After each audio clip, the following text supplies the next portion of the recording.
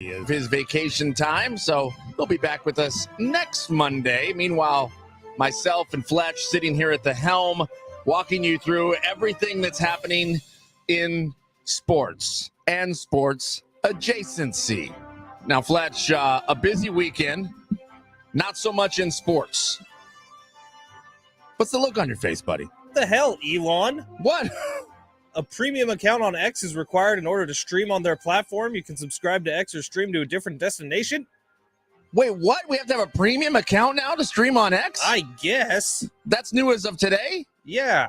Wow. That's Wow. Oh, I'm pissed. Oh, yeah, no kidding. Sorry, you were saying? No, I was just saying it was a busy weekend. It was a crazy past, nearly 48 hours, I guess. And I say? Yeah. And I mean, I guess that's where we start. It's not sports related, but I will bring it back there. Look, this is bizarre, and it's an elephant in the room. I feel like if we don't mention it, it's a little bit odd. But there was, obviously, if you don't know this, I don't know how yet, but a assassination attempt on former President Trump. He was shot. He was shot in the ear, and I can't help but feel as I watch this, I mean, I've probably seen the video 200 times now, like we're almost teetering on disaster. And I'm sure that feeling goes away with time, but it feels that way at the moment. It really felt that way Saturday and Sunday. But the current climate in the country is one I have never felt. I don't know if it felt this way at times before. I'm sure it did. I mean, we've had not only assassination attempts, but we've had assassinations in this country. But it's just as bizarre to be in 2024 and seeing it happen. It's bizarre that you could have a breakdown of security like this in this day and age. And it's also a very, very stark reminder that we are really divided in this country. But we nearly witnessed a live assassination happen on Saturday. A man did die. He was a father. He was a son. He was a volunteer firefighter. He was innocent.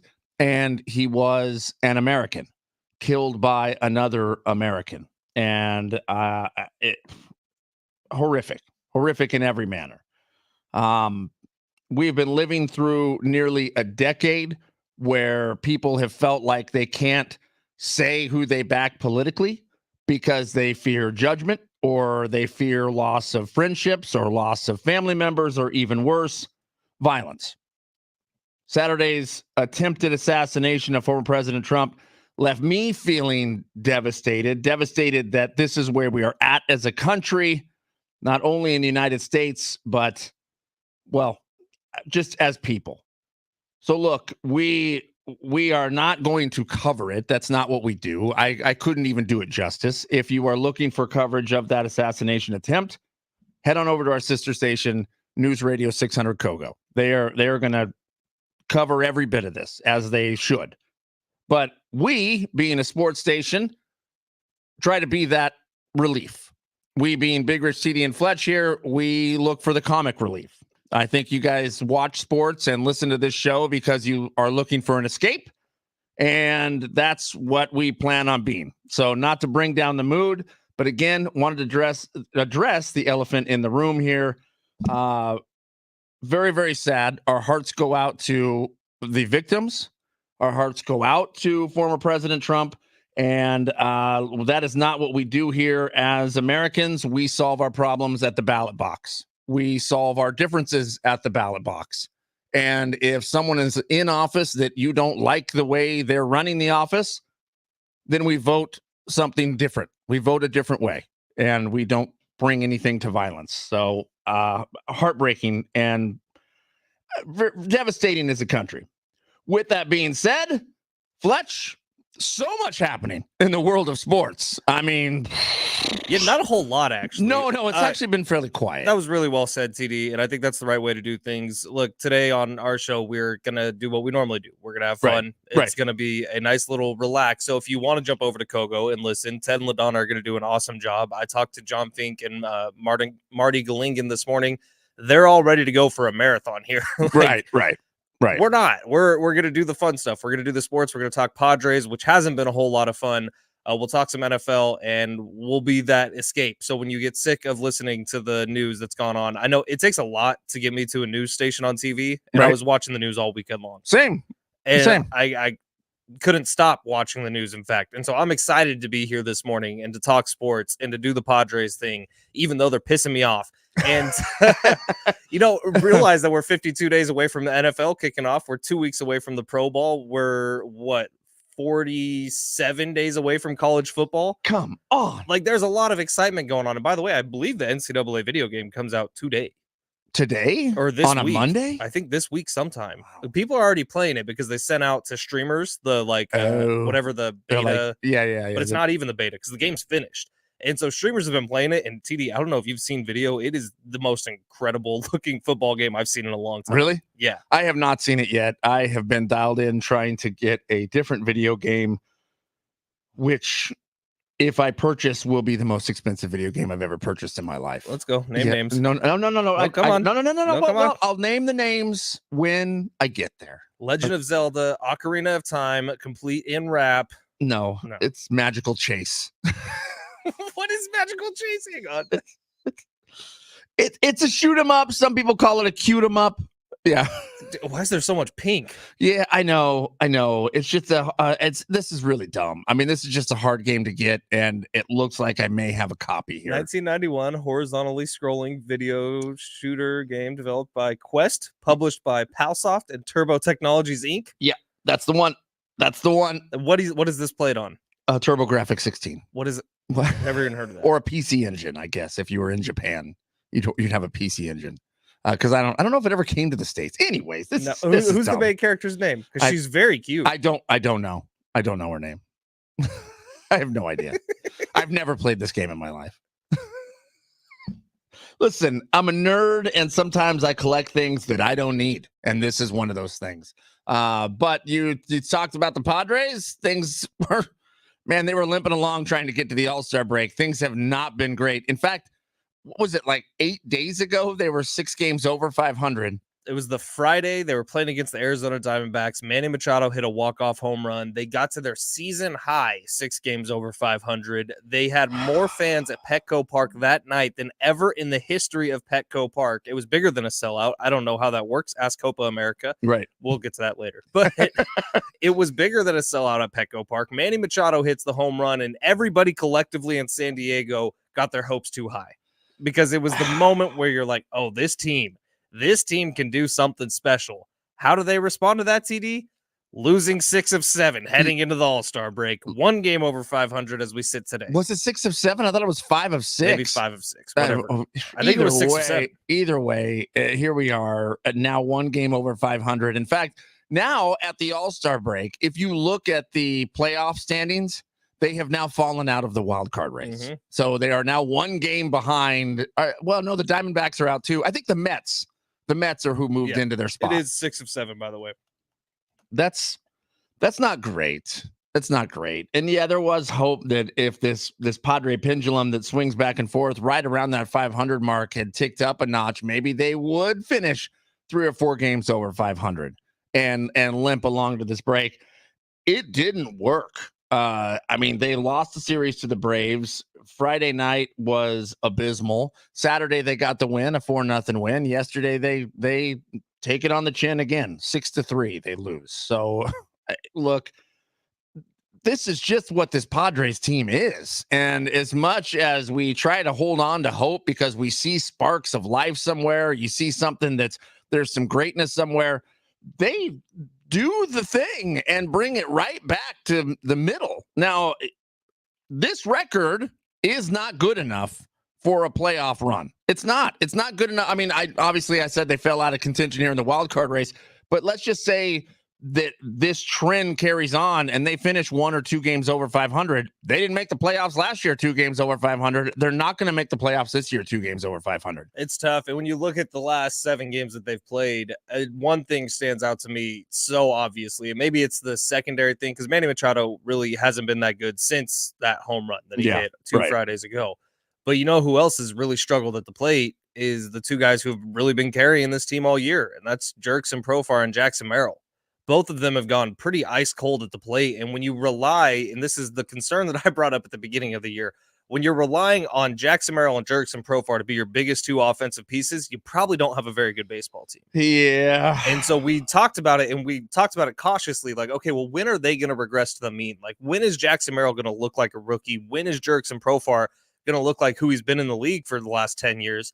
And I think we've finally hit it, at least in a small sample size. I don't think it'll continue. I think both guys can bounce back. Both guys have shown the ability to be incredible big league players, but this has been more what we've been expecting to see out of those two guys. And it coincides with one of the worst losing streaks of the season. Yeah, Fletch, do you look at this team, though, and think, oh, they are leaning on Profar to get the win? They were. Oh, were they actually leaning on him, or was it just so? Yeah, I don't know if the Padres were leaning on him. I think he was just there and stepping up and getting them the win. I think that the Padres still wanted to lean on Manny and still wanted to lean on Fernando when he was there, but they just weren't playing well. So you had to have a Profar, you had to have a Jackson Merrill. You had to have these people who. Solano, who just came up out of nowhere, that were supposed to be there as, yeah, maybe they'll have some good games. Not, oh, they're going to carry this team into the playoffs. You know, you're paying the guy $1 million in Profar, $1 million a year, and he's playing like a superstar, or has been. So look, if it's 162 games, people are going to go cold. They're going to go hot and cold. Manny Machado was getting hot. He was hot. And now it looks like he's cooling off again. So a time period where Manny can't cool off, he cooled off. Now, maybe a week off, all of a sudden they get their legs back under him. Maybe they come back here on Friday and they're out in Cleveland. Maybe all of a sudden they heat up again. Do I expect it? No. Would I like to see it? Yes. Do you expect the Padres to turn things around? I know you're shaking your head and kind of shrugging your shoulders here, Fletch, and I think we all are as Padre fans. There's no way to predict what this team is going to do. You couldn't. I could have predicted the record that they're at right now, TD, going into the All-Star break, like 50-49. That probably would have sounded pretty correct to me as we started this season. There's no chance I could have predicted how they would do it. Like, just think about the month of June alone. 2 separate 5-game losing streaks, and it's a winning month. Right. Like, that don't make sense. That doesn't compute. And right. Then think about what we've seen so far in July. Well, the beginning of July was freaking awesome. We're only at July 15th, and it already feels like a crappy month. Yeah. Like, these things don't really compute with the Padres. So what we can expect them to do is continue to be up and down. And I hesitate to do this, but the next 9 games they play are the most important 9 games of the season.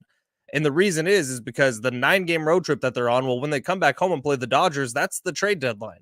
So these next 9 games that they're on the road for in Cleveland and Washington and in Baltimore, I believe, they are going to be signaling the front office on what they should do at the trade deadline the entire time.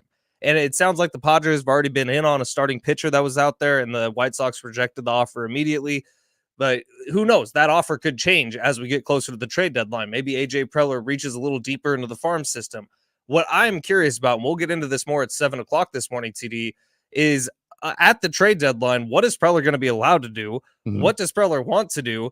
And what actually ends up happening? Because the answer probably falls in the middle of the two things. Yeah, it's weird. And I'm conflicted on that as well. Because I could see so many different scenarios here for the Padres. But yeah, we will dig into that a little bit deeper coming up here later in the show. But in the meantime, the Padres 1 game over 500. 1 game over 500. This is essentially a 500 baseball team, and they've been that the entire season. But you're right. It's been weird getting here where they go on these hot streaks and then just get cold. Oh, God, for our sanity, I would like that to stop. Before we get to halftime, one more thing about the Padres. We don't have timelines on Yu Darvish or Fernando Tatis Jr. We don't know when they're expected to be back. But here's what I do know. Both of those guys need to be playing like themselves if the Padres want to get into the postseason. Right. There's a chance Yu Darvish doesn't come back at all. There's a chance Fernando comes back later than expected. There's a chance Fernando comes back on Friday. Like, we really don't know. Joe Musgrove expected back mid to late August. He needs to be Joe Musgrove if the Padres have a chance of getting into the postseason and have a chance of making any sort of noise in the postseason. So, like, the question marks surrounding this team are almost more unsettling than the fact that they just went losing 6 out of 7. Like, the unsettling factor is the uncertainties that lie on the other side of the trade deadline, the uncertainties that lie on the other side of the All-Star break. So, you gonna watch the home run derby tonight? Yeah, right. Yeah. Yeah, you know what? There's nothing else on. I know. I'll probably turn it on because unless I'm watching the news for whatever updates there are, if there are any. I'll probably watch it. I'll probably be in. Are you going to tune in? Here we go. Just as I ask the question, it's time to break it down. It's halftime. What do you got for us, Fletch? So in the home run derby tonight, Pete Alonso of the Mets, who's had some home run derby history, he's going to be there. Alec Boehm, who beat out Jake Cronenworth for Rookie of the Year a few years ago. Adolis Garcia, Gunnar Henderson, who wins the Coolest Name Award. Teoscar Hernandez, Marcelo Zuna, who I believe leads the majors in home runs so far this year, Jose Ramirez, and Bobby Witt Jr. will be all at the home run derby coming up a little later tonight, and they have changed the rules a little bit. They tweaked them to make it not a bracket, correct? Yeah, it's not a no, it's not a bracket. It's not a bracket. Not a bracket. So you're actually going to see the two dudes in the final who have hit the most home runs. Right. The whole thing. Right. Okay. Yes. Yeah. That Padres makes sense now. Are heading into the All-Star break in a rough way. After getting to a season-high 6 games over 500, the Friars have now lost 6 of their last 7 games, including yesterday. Padres lost to the 6-3 to the Braves. However, on Saturday, I do think it's worth noting Dylan Cease looked really good. So his up-and-down season continues, but that was good to see as you head into this break. Padres sitting 1 game over 500. Next time they're on the field is this Friday in Cleveland. Sticking with baseball, the MLB draft was last night. Padres began their draft by taking 2 high school pitchers, Cash Mayfield, Boston Bateman. I don't know if AJ Preller was just going down the list and picking names, but Cash Mayfield is a good baseball name. Cash Mayfield. I would pick that name. I don't even need to see him. Yeah, me neither. Boston Bateman, you might want to see him because he's 6'8". He's a left-handed pitcher. Sweet. He's a monster. In tennis, sorry, TD, but Carlos Alcaraz takes down Novak Djokovic to win his second Wimbledon title. Wow. Not Wimbledon, Wimbledon. Wimbledon. Yeah. And blew past him. 6-2, 6-2, 7-6 for the victory. What happened on the ladies' side? Do you have that up in front of you? I do not. I probably can here. I did see, was it Kate Middleton bring the trophy out for Wimbledon? I thought she was gone. She disappeared. She has cancer. She's battling cancer. Yeah, she walked out there and handed it over. It was a pretty cool moment. How come I don't see okay, it looks like the Italian girl we were watching the other day lost to Barbara Krejcikova. Barbara Krejcikova is known to be just a monster. 6 aces, the court, 4 double faults, 74% first serve percentage. Double fault's not good. Oh, I don't. What? She won. But yeah, Jasmine Paolini, who we were watching that one day with the hair. Oh yeah, she lost in the final, but she was the underdog way back in the semis. You remember that? Yeah. Now, who I did see at Wimbledon was Zendaya. Oh, really? She looked stunning. Wait, is Zendaya still with Spider-Man? I have no idea if they were ever actually dating. Or they were, weren't they? I don't know. Hold on. Now I got to look it up. But she was in that movie that came out recently. I think it was called Challengers. That was about tennis. Like she was a tennis coach and it was like loosely based on a true story. But she showed up at Wimbledon and looked fantastic. Like a little jaw dropping in the moment. What you're all in on Zendaya. I hadn't been before yesterday. Tom Holland continues to be the sweetest boyfriend. The actor took to Instagram on Tuesday, May 7th to share a stunning snap of his girlfriend Zendaya's standout Met Gala outfit. So they're still together as of 2 months ago. Good for them. Are you jealous of Tom Holland? No. Does it bother you when there is an actor like Tom Holland who I dig. I love him as Spider-Man. I think it's great. And then I hear him outside of Spider-Man and go, he has an insane accent. Because Tom Holland like portrays the perfect Queens accent when he's Spider-Man, right? Like he sounds like a kid from Queens. Yeah. And then in real life, he has this British accent. Yeah, I thought you meant like the Queen of England. No, like Queens yes. in New York. But in the show The Boys, which I don't know if you've ever watched or seen any of it. I've seen some. It's yes. kind of the spoof on superhero movies, Yeah. like superhero culture, Yeah. based on a comic book, which is great. I read in like 50 of them yesterday or over the weekend. But The Boys, the main like America guy, Homelander, who's like supposed to be the Captain America, Superman equivalent of this universe, is British in real life. Oh God. And so in the show, he has this real, like, deep, bellowing American voice. And then you see him in interviews and he has this little wimpy, posh accent. Like, how did you cast this guy? Well, I mean, it happens all the time. There are so many great actors and great performances that you go, yeah, I love this dude. And you go, wait, he has a crazy British accent. I wonder if we have like, does Tom Cruise go do? Well, for a long time, we had guys who would go do like Italian Western movies, spaghetti westerns. Spaghetti Western. It was cheap to film out there. And I think they still use their American accents. Like, I don't think they changed anything. Well, they were American movies. They were just filmed in Italy. That was the old Clint Eastwood stuff, which, by the way, as we were getting updates, not only on the assassination attempt, we're getting updates on people passing away over the weekend. I thought it was supposed to be in 3s. We're up to 4 now. And every time I saw one that was like legendary actor has passed away, I went, oh God, it's Clint Eastwood. Every time. He's got to be getting close, which is sad to say. He's in his 90s, isn't he? Yeah, he's up there. Clint Eastwood. So the Richard Simmons thing, first of all, very sad. Like, that dude has entertained people for a long time. I'm 94. Sure there's a lot of moms out there who got in shape because of Richard Simmons. And dads, I'm sure. That's true. All right. But Richard Simmons passing away was in the news cycle for a total of about 2 hours. Correct. Along with Shannon Doherty. Dr. Ruth as well. That's wild. Yeah. And then former NFL wide receiver Jacoby Jones. Like, yeah, man. Unfortunately, I have some really bad memories of Jacoby Jones because he freaking dominated the 49ers in the Harbaugh Bowl, the Super Bowl that they played against each other, the Ravens and the Niners. In that game, he still holds the record for the longest touchdown in Super Bowl history. 108-yard kickoff Yeah, return. That's crazy. He also, I believe, was part of I think it was the Mile High Miracle. I think he got that crazy catch out in Denver in the AFC Championship game or something like that. And maybe I'm wrong. No. Maybe I'm hallucinating. Are you talking like the Tebow pass? No. It was against the Broncos in Denver. He was a Raven. I think that was on the run as they went and beat up the Niners. Good times. Good times. Jacoby Jones is a legend because of his playoff performances. And he was a Charger. He was. I wonder if he was Richie's teammate. Oh, I don't know. Richie on vacation. Again, he had a 2-week vacation that he split into 2. So this is part 2 of that vacation. So in the meantime, it's Fletch and myself, TD, as we hang out with you, walking you through all of the sports updates throughout the world. What you got? Well, I know what Rich is doing while he's on vacation. What's he doing? He's opening up his phone.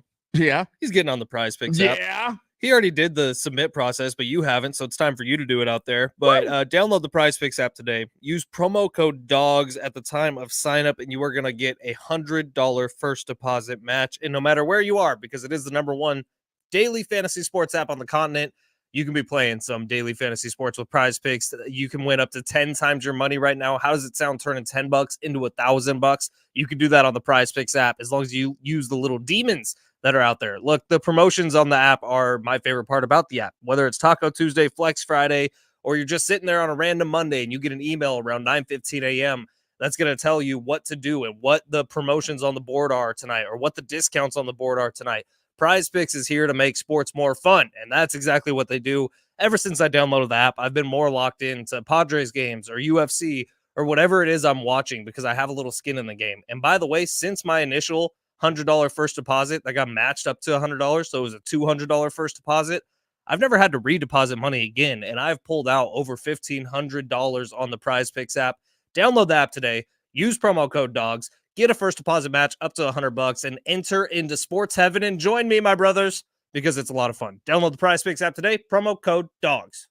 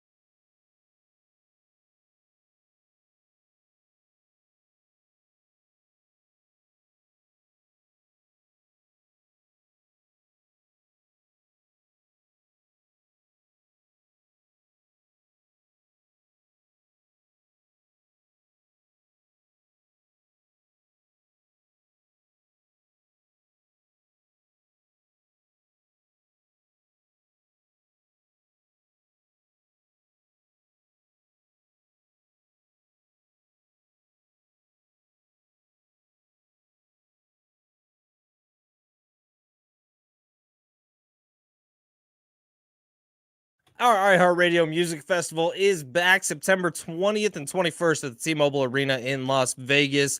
You can get your tickets now at AXS.com. They're going to sell out. You know why? Because Halsey and Dua Lipa are there, as long as the huge cast of other characters that'll be there, as well as Shabuzi. So AXS.com, that's where you get your tickets now before they sell out.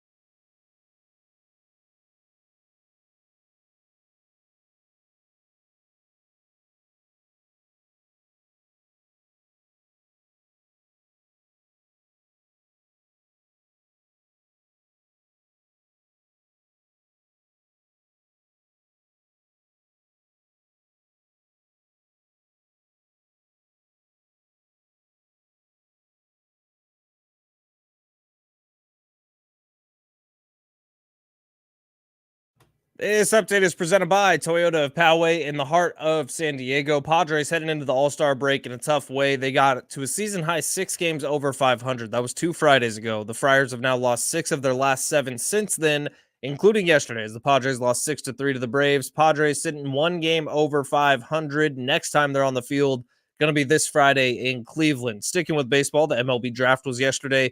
Padres began their draft by taking 2 high school lefties, Cash Mayfield and Boston Bateman. In tennis, Carlos Alcaraz takes down Novak Djokovic, winning his 2nd Wimbledon title.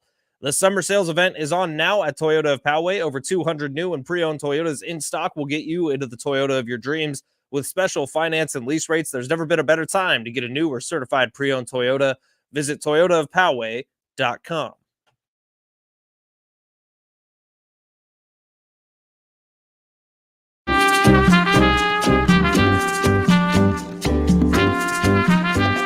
Rich, TD, and Fletch on a Monday morning.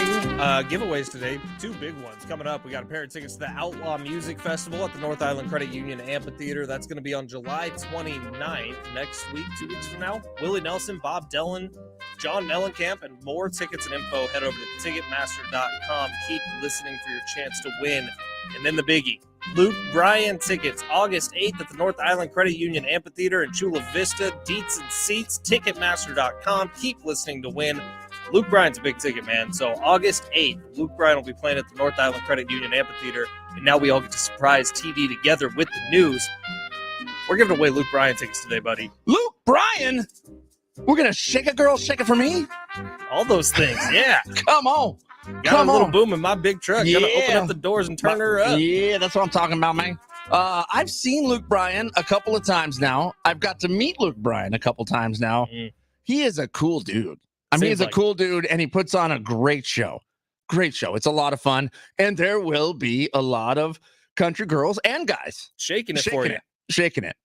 When is that concert? August 8th. North Island Credit Union Amphitheater. Guess where you go for deets and seats? Ticketmaster? That's the one. Ticketmaster.com for deets and seats. We also got some Outlaw Music Festival tickets.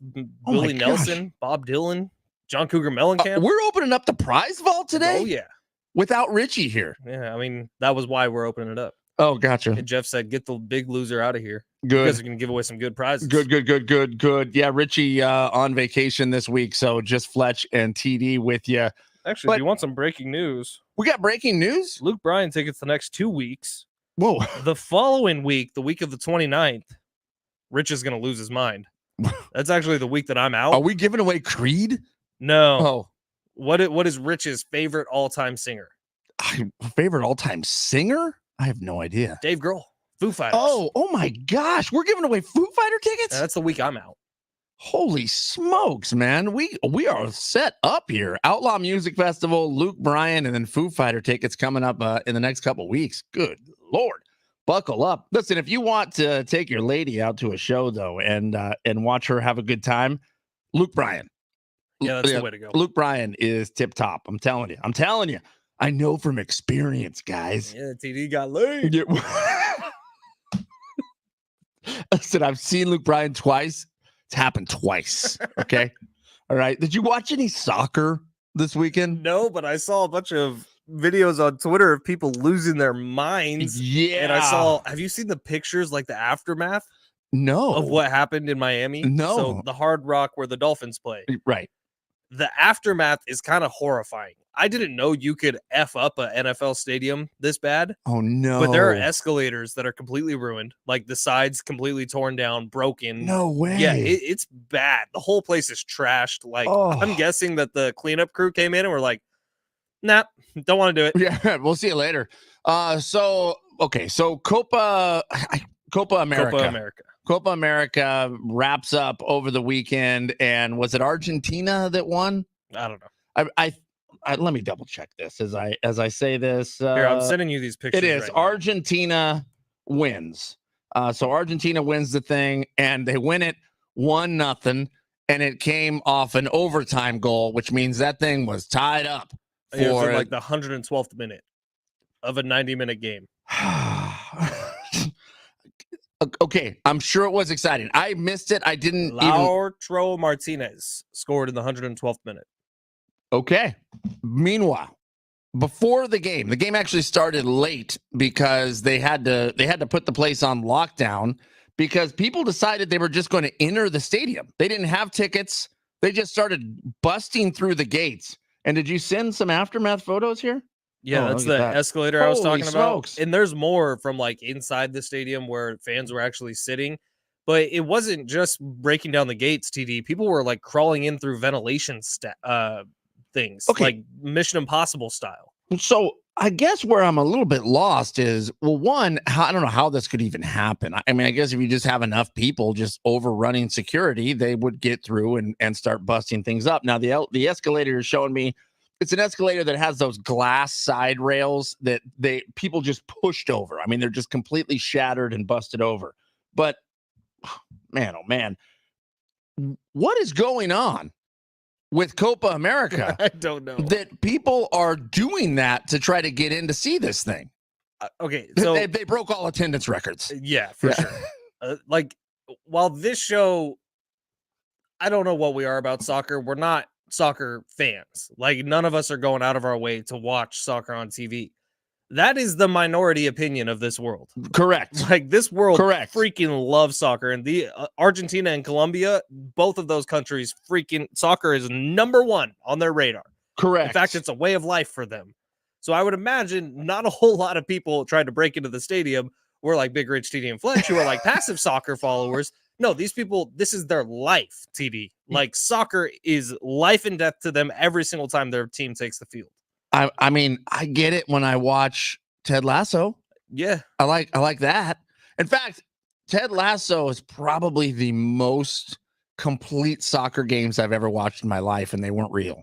So look, I've tried to get into soccer. I try to watch it. I want to like it because there's so much love behind it, because there are so many people throughout the planet that love soccer so much. I just can't get into it. I mean, I just feel like we should introduce the NFL to them. Right. And maybe we're wrong. Like, maybe we're just pigheaded and don't understand it. And if we like actually caught the bug, we would love it. Like, I thought that about golf for a long time, TD. Like, when I was growing up, my dad would have golf on the TV all the time. Every single week. There'd be whatever tournament was on, it was on our TV. And I hated it so much. I thought it was so boring. I was like, how could you possibly be into this? Right. Well, here I am as a 28-year-old. It's maybe like my favorite sport to watch on TV. So, yeah. Well, you know what? What's fun about golf to me is I can relax and watch it. And I start to appreciate not only the athleticism or the fantastic shots that are made, but you start to appreciate how beautiful the scenery is out there. It's every course is teeming with life. Every course is teeming with life. My backyard teeming with life, by the way. There was he's like a little red tree frog that jumped out of my peach tree. And of course I took him and placed him back in the peach tree as I was watering. Teeming with life, toads and frogs and lizards and snakes and hummingbirds all thriving in my yard right now, Fletch. Well, that's thriving. The Open is this weekend, commonly referred to as the British Open, but it's the Open. It's at Royal Troon. I believe that's out in Scotland. I could be wrong on that one, but the British Open's this weekend. So it's like one of the 4 biggest events in golf is coming up, and I can't wait to watch every second of it. And I wish that I could get there with soccer. Yeah, you know what I mean? Yeah, they're definitely out in Scotland. I was double checking that. Yeah, I mean, same. I actually do. It's kind of like wine connoisseurs who are so deeply entrenched in how to drink wine. Like you are a wine connoisseur. Earthy tones. I want to get floor there. After notes. Yeah, and listen, I'll taste wine and go, oh yeah, that one's good, but it is very difficult for me to go, oh man, yeah, I'm picking up walnuts out of this one. So that was Oak Ridge we had in studio on Friday. Oak Ridge Winery was here on Friday for a Bar Cart Friday, brought to you by Keg and Bottle, 10 locations all throughout San Diego County. We had Kimberly Lizazowski with she's at That Blonde Wino, if you'd like to go give her a follow on Instagram. Good hang, and she's our wine expert now, our show expert, and a great follow on Instagram if you want to learn more about wine. But Kendall and I opened up a bottle, or no, we had that, like there was a glass poured out of one of the Cabernet Sauvignons. We had that on Friday night. Oh right, yeah, that's good stuff, man. Yeah, and like, the Bar Car Friday test is one thing because it's like we're in the environment, right? People are talking to you about it, and it's like, oh yeah, every opportunity this had to be good. It's good. We had it at home, just sitting on the couch, and Kendall liked it. That's the winner right there. It's like $20 a bottle. Yeah, I was gonna say, yeah, exactly. Yeah, head on over to Keg and Bottle, and honestly, just $20, and you are living the Bar Cart Friday life like we did. But back to the Copa America, some bad news there with people overrunning that stadium at Hard Rock. Now, 53 days away, they have to rebuild. They'll be fine. Did anyone die, by the way? I did not see any deaths. Like, it would shock me if there wasn't. Because, like, you remember that Travis Scott concert that something similar happened to? People just got trampled. Yeah, like 6 people died at that. Awful. Like, I just can't. When you see a crowd of that size all rushing towards one place with a big-ass metal fence in between you and where you're trying to go. Right. Like, your brain just goes to some bad places, like Game of Thrones style, when people are getting trampled. Like, it's kind of a scary moment. I never want to be in that situation. No. You definitely do not. But, yeah, I don't know. I guess when's the next soccer tournament? I don't know. World Cup? Is the World Cup the next one? I think the next big one. That's here. Where you know what? I will follow the World Cup until the USA is out. You know what I found out? What's that? Even if the U.S. doesn't qualify for this World Cup, since we're the host country and we're the host continent, yes, all 3 of us are in. U.S., Mexico, Canada. Yes. I was like, oh, this is going to be a struggle for the U.S. to make it. They just got knocked out of Copa America so early. Like, man, we better get our stuff together before. No, we can seize get degrees, baby. I like that. If we hold our own tournament. Yeah. We should do that every time. Yeah, that makes it way easier. The Olympics are also 11 days away. Yeah, there's soccer in that too, but I think you have to be under the age of 23. I'm really focused on breakdancing, to be quite honest. Now that we know one of the skateboarders, I'm pumped about that. Oh, yeah, we met one of the, was it Claire? I think so. Claire, she's an X Games participant, and she's going to be in this year's Olympics representing the U.S. She stopped by the studio and chatted with us. Singing voice. Oh my gosh! So she has not a mandolin, but a ukulele. It looks like an electric uke. it was crazy. So that's why I brought it up. She's got it slung on her back. And I said, is that an electric ukulele? And she said, yeah, you want me to sing you a song? And I said, absolutely. And she did. And it was magnificent, mind blowing. Come on. And a superstar out there in the skating world as well. So look, we're going to be rooting for all of USA, obviously, come the Olympic time. But that is nearing the kickoff as well. Like this week? I think it's the 26th. I think is day one. Is that not right? Typing, Googling, and 27th. Okay. Opening ceremony is the 26th. Okay. And remember, San Diego Sports 760, you're home for Olympic coverage. Whoa, your destination for not only Padres information here on Big Rich, CD, and Fletch, but also your destination for Olympic coverage. San Diego Sports 760. Quick break here coming up. They're supposed to come in threes. Why are we at 4? And wait, there was a draft over the weekend. We'll explain coming up next.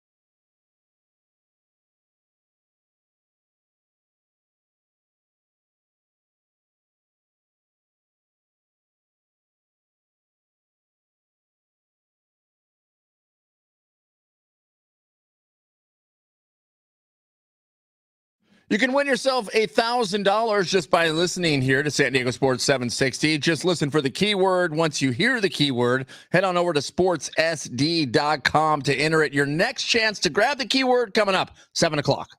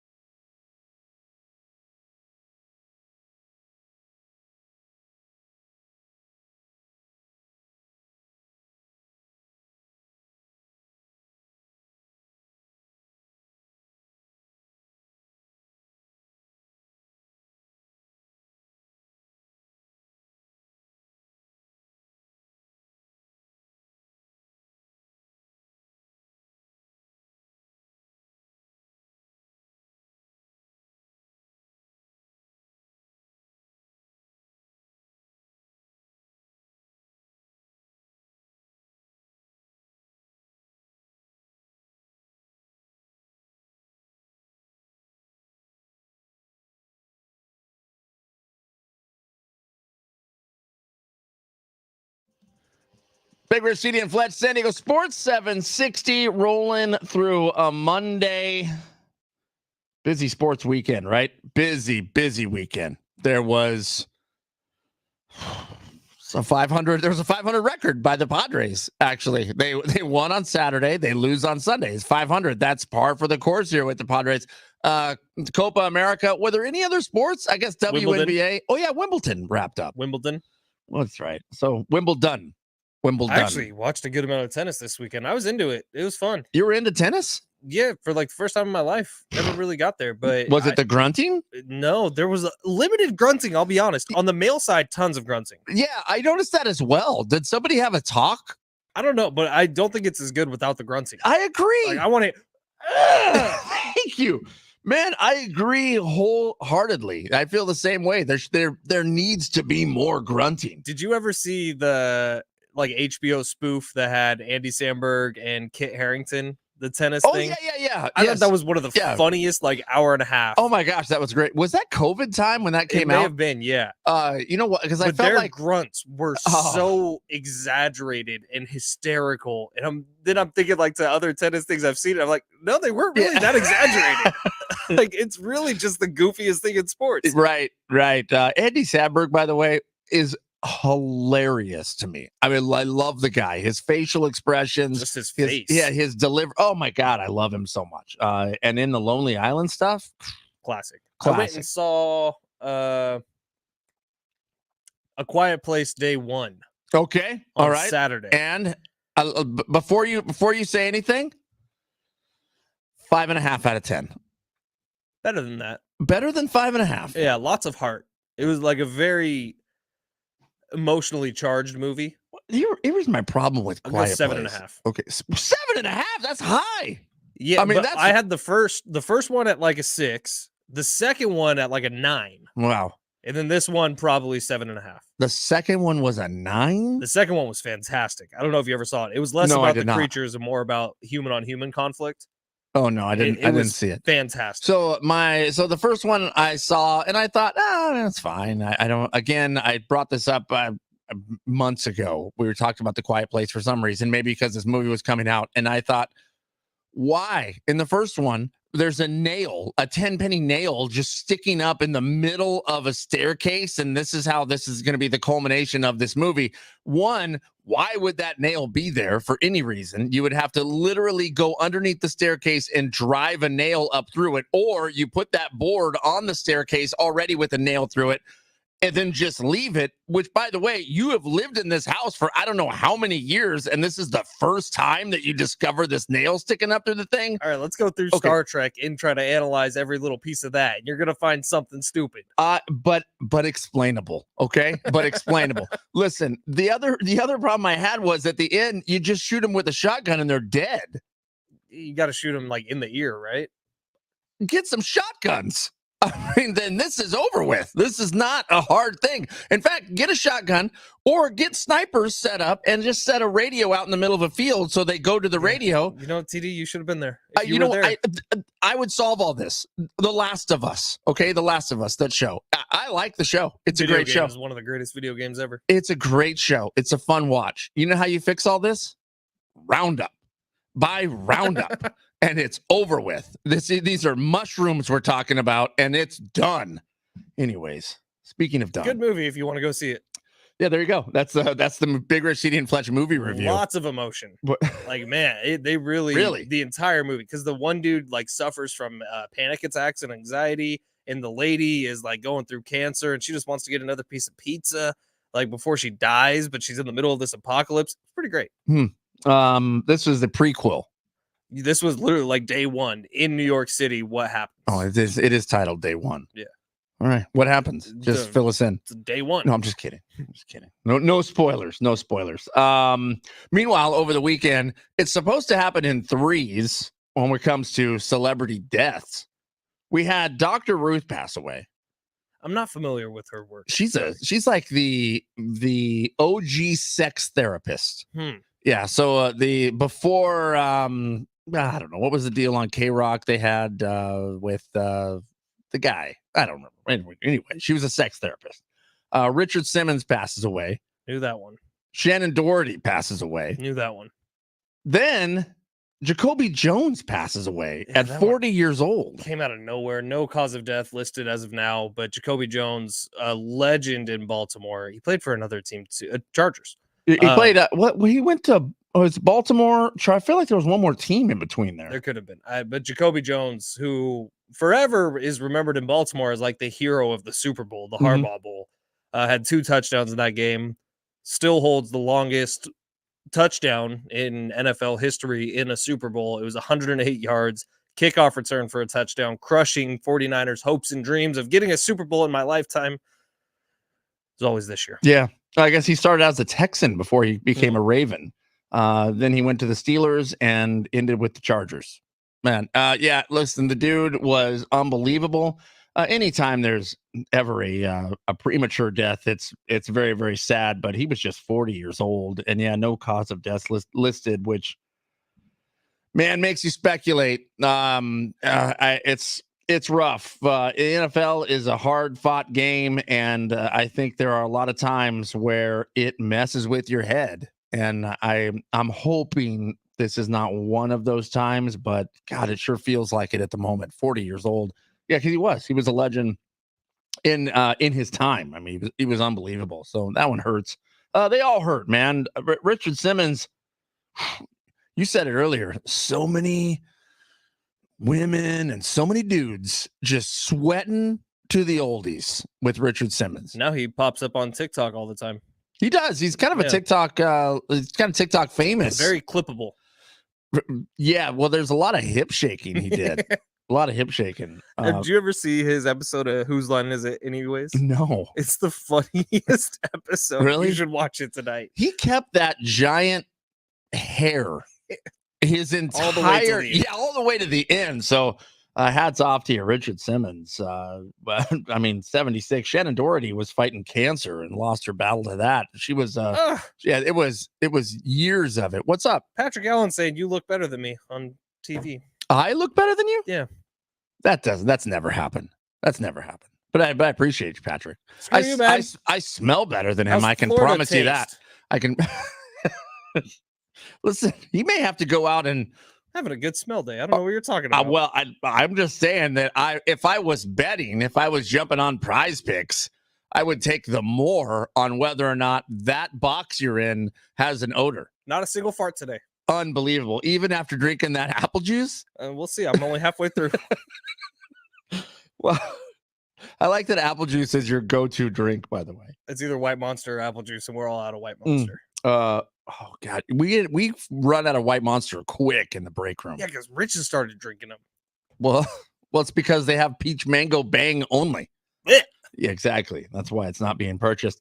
Hey, we're gonna take a quick break here. When we get back, we're gonna dig into the Padres a little bit more and our morning monologues. All coming up next.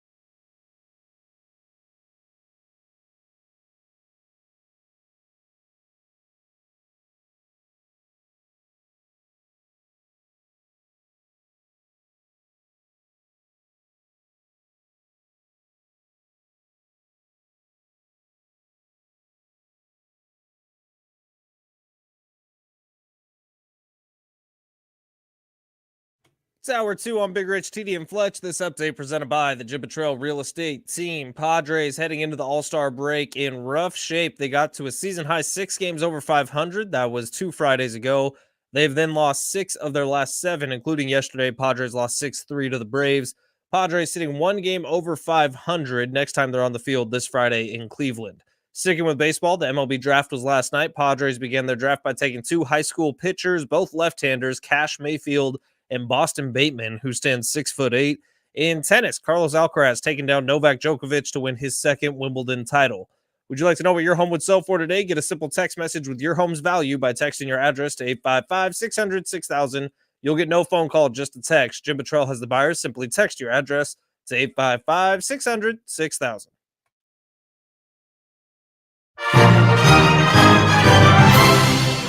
Big Rich, TD, and Fletch, San Diego Sports 760, rolling along through a Monday. Our hearts and thoughts and prayers go out to, well, everyone out in Pennsylvania who was at that rally over the weekend. A assassination attempt of former President Trump left 2 men dead.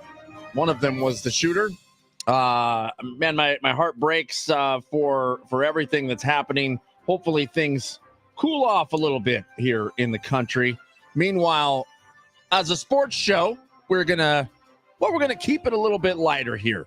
So if you're looking for coverage of what's happened with the assassination attempt, head on over to our sister station, AM 600 Kogo. Meanwhile, we're gonna keep it, like I said, a little bit lighter, and a little bit lighter is also a little bit heavy. Fletch, Rich out on vacation today. He took a couple weeks off, and they were split. So this is the second part of that vacation. So it's just Fletch and myself. Me looking much, much better than Fletch on camera. I mean, light years better. And the fans are now pouring in saying it, or at least one of them. Is it the beard? The beard hasn't been kept nicely lately. I'm just letting it go. It's probably just your face. By the way, Sean Lewis, who I figured was, remember that awesome beard he had in the studio? Yeah. I figured that was going to be the beard he took into football season. Yep. Pretty close trimmed. I saw that. Out in Vegas. I saw that. Now, maybe he does like the no shave and he just lets it go once football season starts. Maybe. I don't know. I'm a little disappointed. Is it so? Wait, were you doing the Sean Lewis beard? Is that why you've let this thing grow out? So it initially started as my broken leg beard, which I was going to have until I could walk again. And then I walked, and I did get it trimmed up for a wedding I was going to. Okay, like I got it professionally. It looked nice. Now I'm letting it go. Hold on, you went and had it professionally done. You went to like a beard guy. Yeah, because I was going to a really fancy wedding. How was that experience? It was the best $20 I've ever spent. It was only $20. Yeah, it was incredible. Did they do the straight razor thing? They did the straight razor on the neck. Yeah. And then he, cool.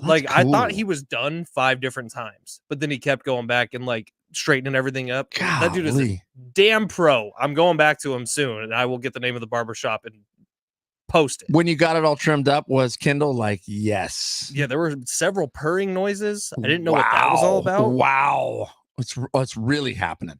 Very nice. Very nicely done. But Sean Lewis, now knocked down. It's high and tight. Yeah. I'm not quitting. Don't worry, coach. Yeah. It is a little alarming. You look at the coaching staff of the San Diego State Aztecs football team. Mm-hmm. I look like I would fit in. Yeah. Bald and bearded. Yeah. All of them. Yeah, that was I think a prerequisite to join the coaching staff. You had to be bald and bearded. Now they all look a little bit older than me, and a lot of them look like they're in a lot better shape than me. But I think I fit in. You think they look like they're in better shape than you? I know that they look like they're in better shape than me. Did you talk to them about SDFatLoss.com? Let them know that you dropped nearly 50 pounds since you started SDFatLoss.com? Yeah, but they all look like strong. Oh, like they lift, bro? Yeah. Like J-Riff? Well, stronger than him, because they actually look like they got some bulk to them, not just J-Riff, which he's cut like a vegan. So Jonathan Rifkin here, who is been filling in here on our midday show. He is the most active person I've ever met in my life. Did you listen noon to 3 on Friday, by the way? I did not listen. Was I supposed to listen? Homie was drunk. He was drunk? Yeah. What? On what? The wine? No, so at the Naughty Barrel downtown. Oh. J-Riff wasn't here for Bar Cart Friday, but at the Naughty Barrel downtown, the owner, who's awesome and lovely, and you should all go check that place out. But they were doing a special on Friday. It was $7 shots. Okay. And so she brought us out a flight of the shots that they were offering. And she said, here, just have a taste of each of these so you can talk about it. So I took a little taste of each of them, right? J-Riff slammed all 4 within about 15 minutes. Wow. What? Like, that's 4 shots, dude. What? Why? He just wanted to taste them, or he was just ready to roll? We were talking to Darnay Tripp, and it was a 23-minute interview, so it was a little longer. So whenever Darnay was talking, J-Riff was just, and I didn't even notice it until the next segment. In the next segment, I look over, and my shot glasses all had like a little bit taken out of them, and J-Riff's were just completely empty. And then he started talking about soccer, and he started to get real fiery. And I was like, "Oh my god, this dude's drunk." It was like looking at you on a Bar Car Friday sometimes, or looking at me on a Bar Car Friday sometimes. Right. Did you get one of the soft pretzels? No. God, they're so good. I'll tell you what I did have though. What's that? Smash burger. The smash burger. I tasted the smash burger afterwards, but I got the steak sandwich. Yeah. Which is on like a softer baguette. That has a chipotle mayonnaise sauce on it, has crispy onions on it. Good Lord. They had like almost an au jus, but I don't think it was exactly an au jus, but it was really tasty, like a little barbecue sauce that was really liquidy on the side. Golly. Come on. I want it again. Right so if you'd like to go experience that, head on over to the Naughty Barrel downtown. I think it's 844 Market Street. Yep. I do believe that is the address. Corner of Market and 9th. So check it out. We will be broadcasting live there again. The next hot home game on a Friday, which is the Dodgers. So not this week, but the following. Correct. Beautiful. And also trade deadline. That's the trade deadline day. The 31st at 1:00. Dude, there's going to be some fireworks. It's going to happen. That's going to happen. So, I mean, speaking of the trade deadline and some fireworks, what's AJ Preller going to do? I mean, what do you see here, Fletch? You see him pulling the trigger and making some big moves? Do you think they're going to let him cash some big checks? So here's the deal. I do think that we have 3 options here, right? So say the Padres over the next 9 games before the trade deadline go on a run and they do the Padres thing and they invert what just happened. So maybe they win 6 out of 7. Right? Okay. And then so out of the 9 Which games, they probably will. Yeah, say it's a 7-2 road trip. Like, I know that's reaching for the stars, but it's not outside of the realm of normality that this Padres team has done so far this year. So say it's a 7-2 road trip and they come back home and it's trade deadline time. Like, the team has shown AJ Preller, okay, well, we deserve you to add pieces to this team so we can make a run into the playoffs. So that's option 1. Option 2, the team falls apart on this road trip. AJ Preller realizes it would be silly at this point for me to waste any farm talent to bring in big league talent to help a team that clearly is not winning. That's why this is the most important 9-game stretch. So that swings either way. Option 3, Padres basically go 500 on this road trip. They end the road trip sitting 1, maybe 2 games over or right at 500, somewhere in the middle. And that's when the question comes up, well, does the front office allow AJ Preller to do anything? Because what if they miss the playoffs and AJ Preller is no longer the general manager of this team? With the front office, do you think could hamstring him a little bit and say, look, man, we don't want you touching what's left of this farm system to add to a team that might not make the playoffs and a team that you might not be involved with in the future. Mm-hmm. We want to make sure that there's some leftover stores here in the farm system for the next general manager who comes in. I think that's all in play here over the next 9 days. Yeah, I agree with you. I think those are all scenarios that could play out. However, also, from the past of seeing what AJ Preller has done and what he's been allowed to do, I do think they allow him to add pieces to this team. I think that they have to add pieces. They obviously need to add pitching to this team in some manner, especially with Yu Darvish probably not coming back. I mean, that would be where I would put my money that we don't see Yu Darvish back as a Padre this season. So now all of a sudden you have not only a Yu Darvish to fill, but you already needed help in the bullpen. You already needed help in the pitching staff. So I do believe he will make a move. I think he will add pieces. Now, look, last season, the Padres were hurting. They were below 500 come the trade deadline, and he pushed all the chips in and said he wasn't going to deal any pieces away because he believed in the team, and they allowed him to do so. Now, Peter Seidler was still here, but I don't think that changes. I think that they stick with what Preller says and what Preller wants to do and what Preller needs to do is have this be a successful season if AJ Preller wants to remain in his current position with the Padres. So I think that's where the majority of Padre fans, myself included, want this to go. They want AJ to be able to make some moves at the deadline, bring in some big league talent, and to be damned with the farm system, rebuild it another year, right? That's what they're there for, is for you to go out and get major league talent into the team to make a playoff push.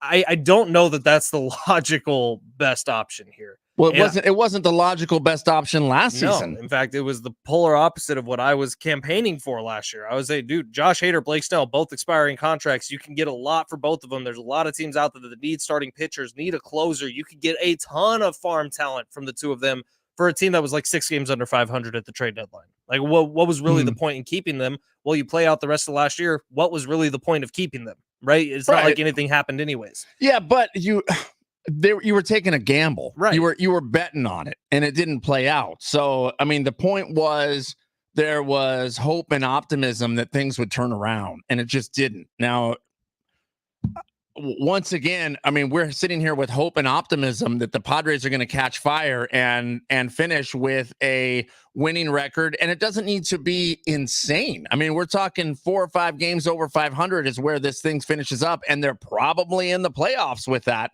And then you can catch fire and start running. That's what we're running on here is hope and optimism. Because if we're being honest, there are much more talented teams out there. Yeah. It just depends on you getting hot at the right time. So here's the problem for the Padres as the trade deadline approaches. We're 9 games away. The problem is this is, if there's ever been one, a seller's market. Everyone is going to be expensive. Everyone is going to cost the Padres probably one of the top 2 guys in their farm system because the Dodgers are going to be buyers at the deadline because the Dodgers just had Dustin May go on season-ending IL. He's injured again, and he's one of their light pieces as a starting pitcher.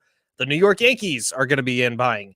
New York Yankees and Los Angeles Dodgers do not care about the salary cap or busting through it. You know what I mean? Like, they don't care about the luxury tax. They're against it every single year.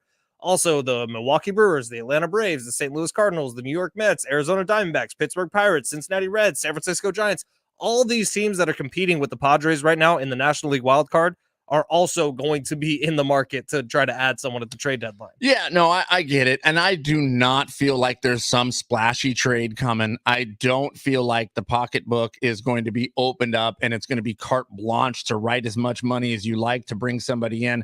I do not feel that way. I do feel the way that AJ Preller has done a pretty damn good job of bringing over some surprising players that just work out in as a Padre uniform, at least for a short period of time. Now, we've got, 63 games left in the season? Something like that. Listen, I mean, you bring over a couple pitchers that what are we talking then? 4 or 5 starts? 4 or 5 starts. You get 4 or 5 starts out of somebody decent 4 or 5 starts. I think that AJ Preller will bring someone that will pleasantly surprise us in some manner. And it may be somebody that gets brought over where we go, what? I mean, for real, that's what we did. And then all of a sudden you get 20, 30 games down the road and go, this guy's a genius because they're 4 or 5 games over 500 right now, which, God, that would feel a lot better than 1 game. Friday. Yeah, Friday.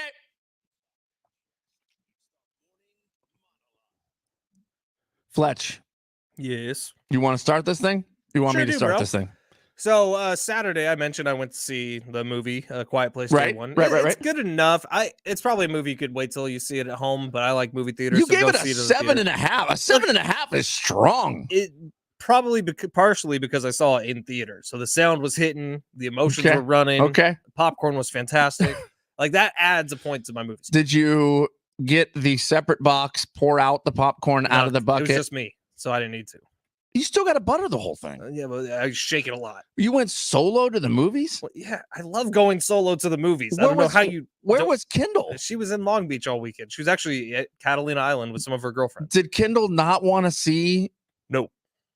She's out. She doesn't like anxiety movies. That movie, for sure. Every movie's an anxiety movie. Yeah. She doesn't like seeing those types of movies in theater. Okay. She'll watch them at home. I didn't mean to stop your monologue here. I'm just confused as to why you wouldn't butter all the popcorn. It's a duologue. It's fine. Go ahead. When I got home on Saturday, I went to the early showing. It was like at 10:30 a.m. So I had the majority of Saturday to house to myself it. Let me tell you, TD, I housed to myself that right. Yeah. I was on the couch nonstop the entire time watching The Sopranos or watching whatever sports were on. I did watch some of Padres game on Saturday. Oh my God. By the end of the night, for the first time in literally 4.5 months, Yep. my ankle looked like an ankle. Oh, wow. Because didn't move around. I had it up and resting the entire day, and it actually, like, it was not swollen in the slightest. I could see everything that I'm supposed to be able to see in my ankle. Wow. I was like, am I just putting myself under too much stress? Because every day when I get home from work, this thing is like twice the size of my other leg. It was just for the first time in 4.5 months, I actually got to see the bone that is referred to as my ankle. I bet you saw the bone. Shut up. Kendall out in Catalina for the weekend? She was they did a day trip. Her folks live in Long Beach, or her mom lives in Long Beach. Cool, so it's pretty easy. Nice. About a day trip is about where I can take it at Catalina. They did a ropes course where you're like up in the trees. What the heck? It looks scary. I'm out. You're out on a ropes course? Yeah, no. Thanks. Or is it just like you're walking across a single rope while holding on to two other ropes? Yeah, you're hooked up and everything, but it looks like it's not for me. Interesting. I like Catalina. It does feel like you are away from everything. I mean, it almost feels like you're in a different country. That's However, what she said. I don't know what you do after a day.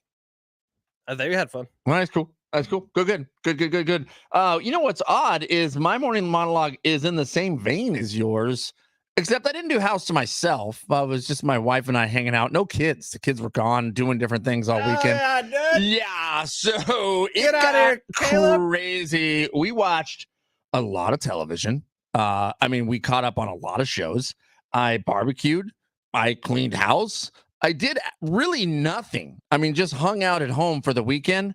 And then literally last night, we're sitting on the couch and everything just seemed peaceful. It seemed calm. It was like a recharge weekend. And I thought, you don't get these weekends very often. These are pretty special. So the weekend at home, just hanging out, come on. Elite. It is elite. It is elite. Now, you have a visitor right now. That wasn't J-Riff staying over? He starts tonight. Oh, got it. So our weekend of peace is done. J-Riff in the middle of moving, so he needed a place to crash. My couch is the option. Like, how many people do we know here that live in houses? Yeah, well, mine's just closest to work. It is very convenient. You are minutes away from here. I won't even be at my house this week. I get to live like a millionaire this week. What? Really? Yeah, I'm going to be neighbors with Tony Conja all week. That's right. Your house sitting for a week. Nice. Big ass backyard, big ass pool. Oh, should we come crash the place? 4 different barbecue options. They got Traeger, Big Green Egg, which I don't know why you need both, but they got both. They got the built-in like propane barbecue. I'm so excited. Yeah. Listen, the multi-barbecue thing is next level. I only have a Traeger now. I had a gas barbecue, I had a Traeger, and I had a charcoal barbecue. And both the old school Weber and the gas barbecue were out in the weather. And the possum lived in it? Well, the possum lived in the gas barbecue, which is fine. Once he left, if you just heat it up to 500 degrees, that kills everything that's possum inside of it, right? Sure. But they got weathered and started falling apart. So when we moved a couple years ago, I tossed them and said I'd get new ones. I didn't. And now I've only had the Traeger. Have I told you about my dad's setup? No. So my dad he has the really nice, fancy gas barbecue. Okay. It's a Weber, I think, but like one of their upper ones. And then he has the Traeger right next to it. And then underneath the big tree in the backyard, he has the pizza oven that they literally got imported from Italy. The pizza oven's good. It's taller than me, dude. It's like 7.5, 8 feet tall. Wow, really? Yeah, it's big. That's how. Wait, is it like a brick oven? No, so it's all metal. I don't know what type. Wow. But it's metal on the outside, and then it has a big old chimney that reaches way up. Yes. And then the big opening and the stone slab in the middle. It makes good pizza. We need one of those here. Yeah, like here. Yeah, right. In studio, we'll have a brick oven. That'd be so cool if we were making brick oven pizzas. It gets so hot. Yeah. They're crazy. They're cool. I do like that. In fact, I think the first one I saw was at California Pizza Kitchen, which I don't even know if that's a true brick oven pizza, but I think it is. I don't know. I'm in on all brick oven pizza, floury and puffy dough, crispy on the bottom. Golly, I had pizza last night, actually. Pizza's the best. And I ate it with a fork and knife. You loser. You also eat your fish sticks with a fork and knife. Though I wasn't eating the fish sticks. Those were Wilson's fish sticks. For your dog. That I have to cut up, and I use a fork and knife to cut it up because I don't want to get any grease on my fingers. Do your kids ever look at your dog and be like, why couldn't dad love me like this? I'm sure they do, because I don't know if I went to these lengths at all for them as children. But yeah, I mean, that's the way it is. Going to take a quick break here. Coming up, we have Luke Bryan tickets. We have Outlaw Music Festival tickets. Jerry Rice, apparently not such a nice guy. We'll explain coming up next.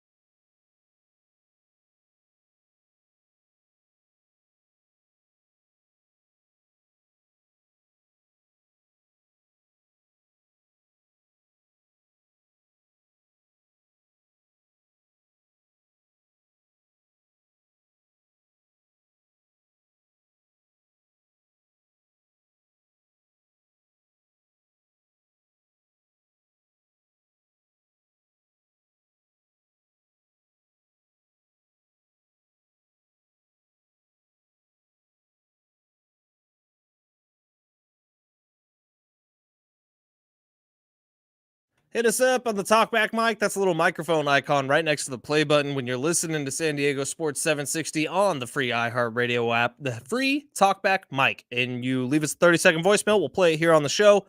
Maybe we'll listen to one of those coming up next.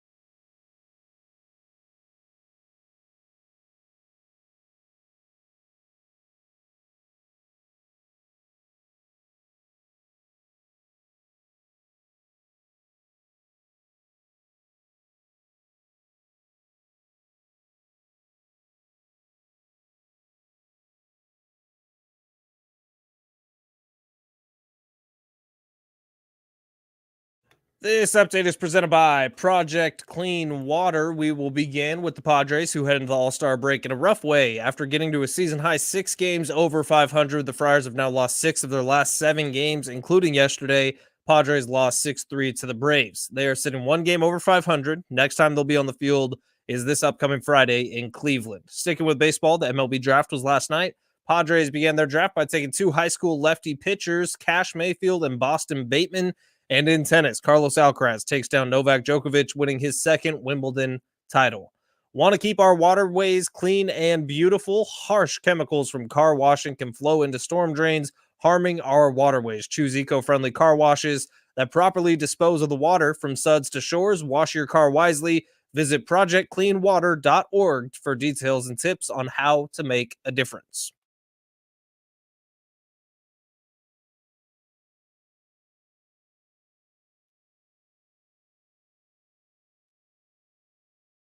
It's Big Rich T and Fletch on a Monday. Coming up, we got a pair of tickets to the Outlaw Music Festival at the North Island Credit Union Amphitheater on July 29th. Willie Nelson, Bob Dylan, John Cougar Mellencamp, and more.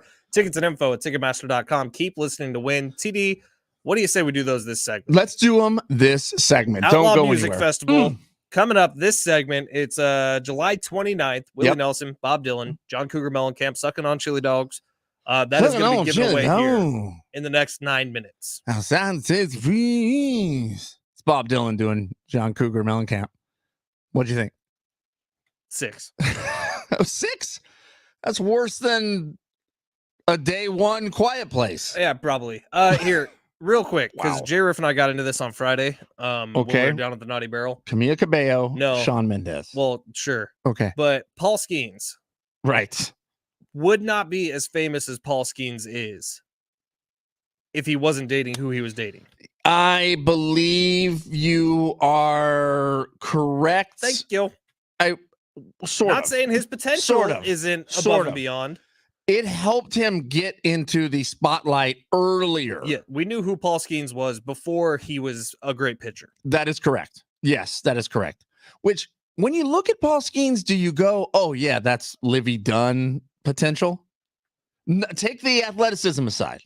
See that, but that's a big part of it. It's like a dude who can play guitar. Well, it doesn't matter how ugly he is. He's still going to hook up with a hottie. Guess so. If he's a wizard on the guitar, come on. But what's he playing? Wonderwall? That could be that. Worked for my friend in college quite a bit. Only Wonderwall? That was the only one? He was just classic for this. He would break into it, like whatever, if there was a party at our house or one of our buddies' house, at some point in the night, probably around the time everything should start winding down, he would come out, stand up on a couch, and be like, everybody, here's Wonderwall. Yeah.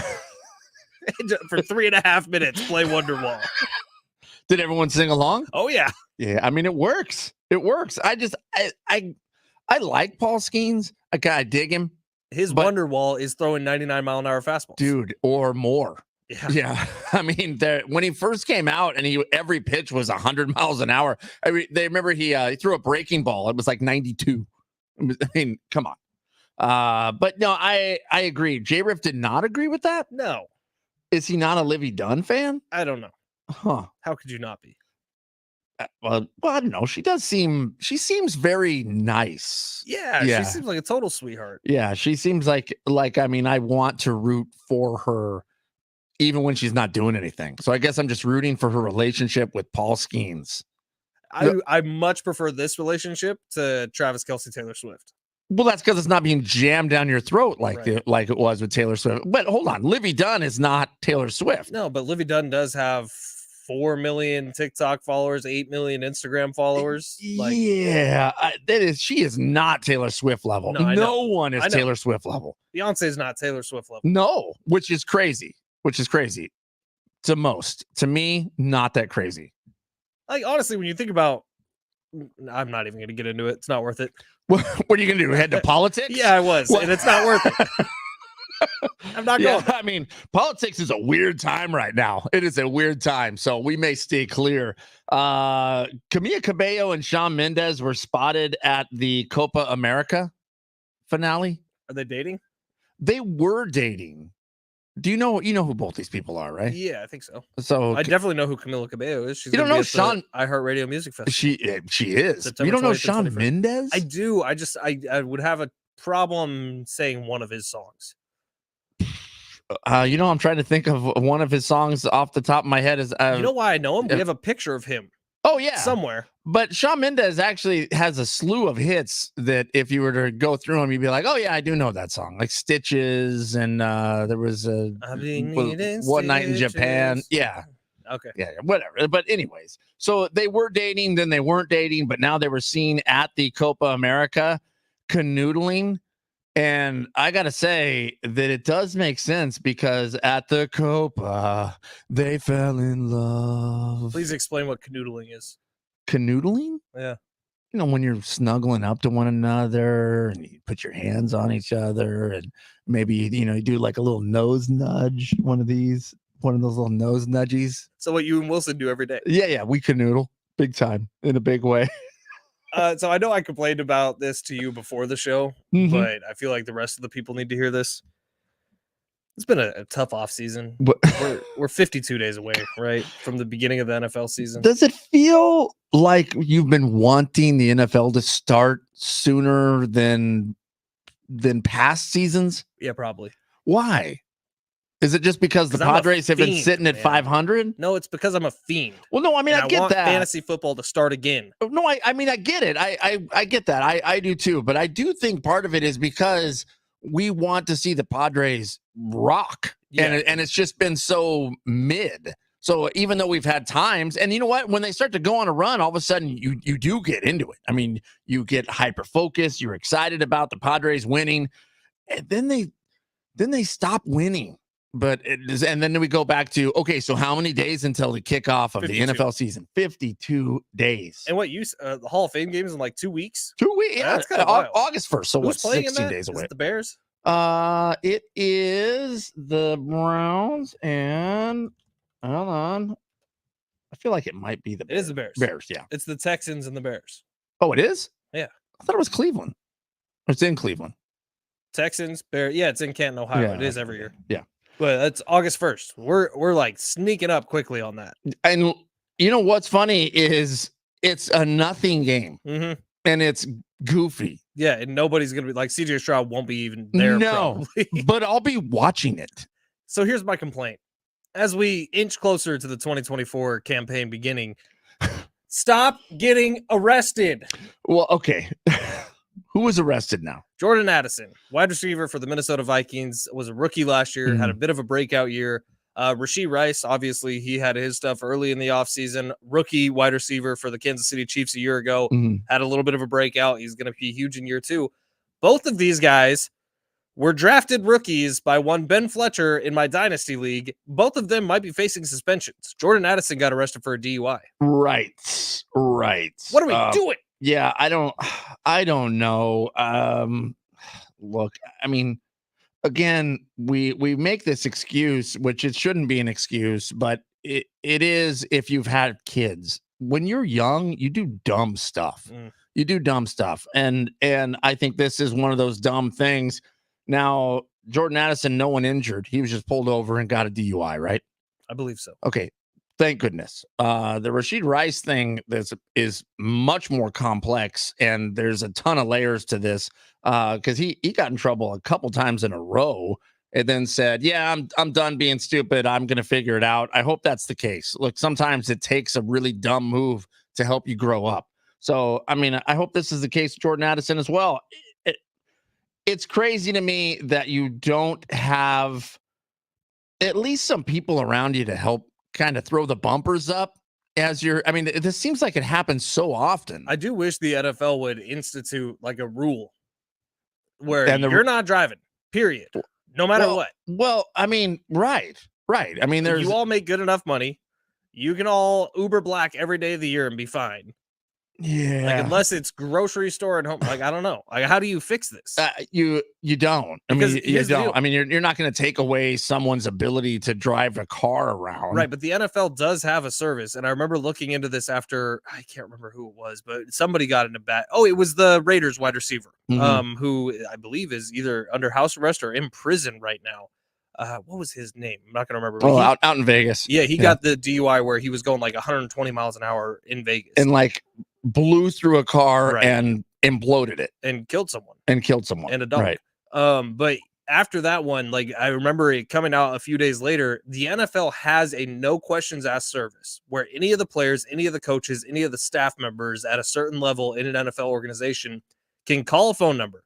They will send 2 drivers to wherever you are in the country.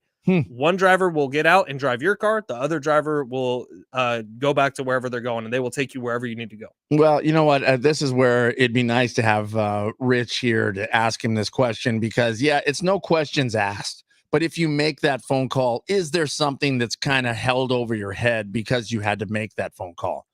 It could be, but make the phone call. I mean, call an Uber, go get your car tomorrow. That's where, again, I mean, I'm older. I've figured it out. I have well, no, I wouldn't say that actually. I still make stupid mistakes at 45 years old. That's what we do. But be smarter than that. You don't drink and drive. And there's really, we are in a day and age where there is no reason where you feel like, or you should feel like you have to get in your car and drive home because it's literally you pick up your phone and there is somebody to pick you up within minutes that can take you home and you can go get your car tomorrow. The end. That's all there is to it. It's just I guess it's just stupid mistakes. Stupid mistakes that will continue to be made, unfortunately. That's it. I mean, that's where we're at. Coming up. Can they just make them away from my dynasty team? Yeah, your dynasty team does get hit hard a lot. All jail team. But you know what? Listen, you're the one who decided to draft these guys. You did your due diligence, right? To see if No, I didn't. Believe it or not. I just was respecting the due diligence done by the Kansas City Chiefs or by the Minnesota Vikings or by the Cleveland Browns at one point. It's just not worked out for me. Well, head coach of our Aztecs football team, Sean Lewis, he was on with John and Jim last week. Let's break down some of the things he had to say as we look forward to the upcoming football season. But first, if you want to go to the Outlaw Music Festival. I'm so proud of you. The Outlaw Music Festival is going to be at the North Island Credit Union Amphitheater on July 29th. We're talking Willie Nelson, Bob Dylan, John Mellencamp, and more. I mean, good Lord. I mean, these are 3 classics that you don't want to miss. Tickets and info at Ticketmaster.com. But if you would like to win them, call in 2 minutes. 744. That gives those who are listening on the stream, call 877-767-4760. Caller number 5. You're going to the Outlaw Music Festival.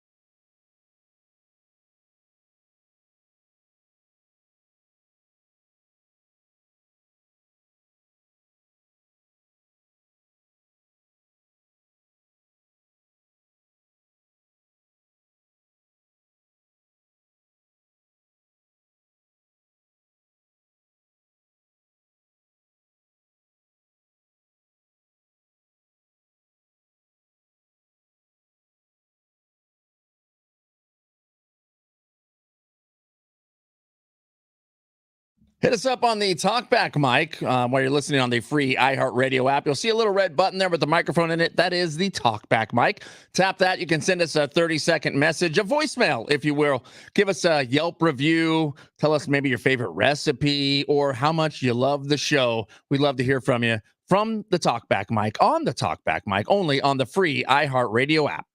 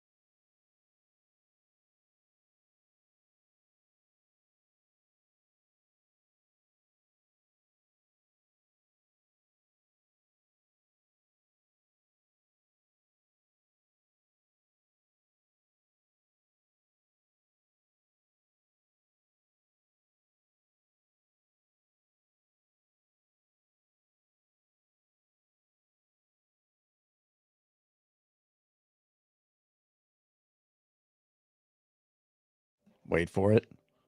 Wait for it. It's Big Rich, TD, and Fletch. San Diego Sports 760. DJ Quick over here. Fletch on the ones and twos in Saying the DJ wait booth. for it, does that, if you say the words wait for it, Yeah. does that diminish the purpose of waiting for it? No, I don't think so. That's why I said it. Would that, in your eyes, would that diminish the purpose of waiting for it? You could have just done it, not said it. You know? I'd like to say wait for it, though. That way people know, like, not to scroll past. So, like, when we're golfing, you can get out there in your little lefty stance and you just wait for it. Wait for it. Do you want me to say that next time? Boom, another slice. Listen, that's all I do. All right. If that's what you're looking for, I got you.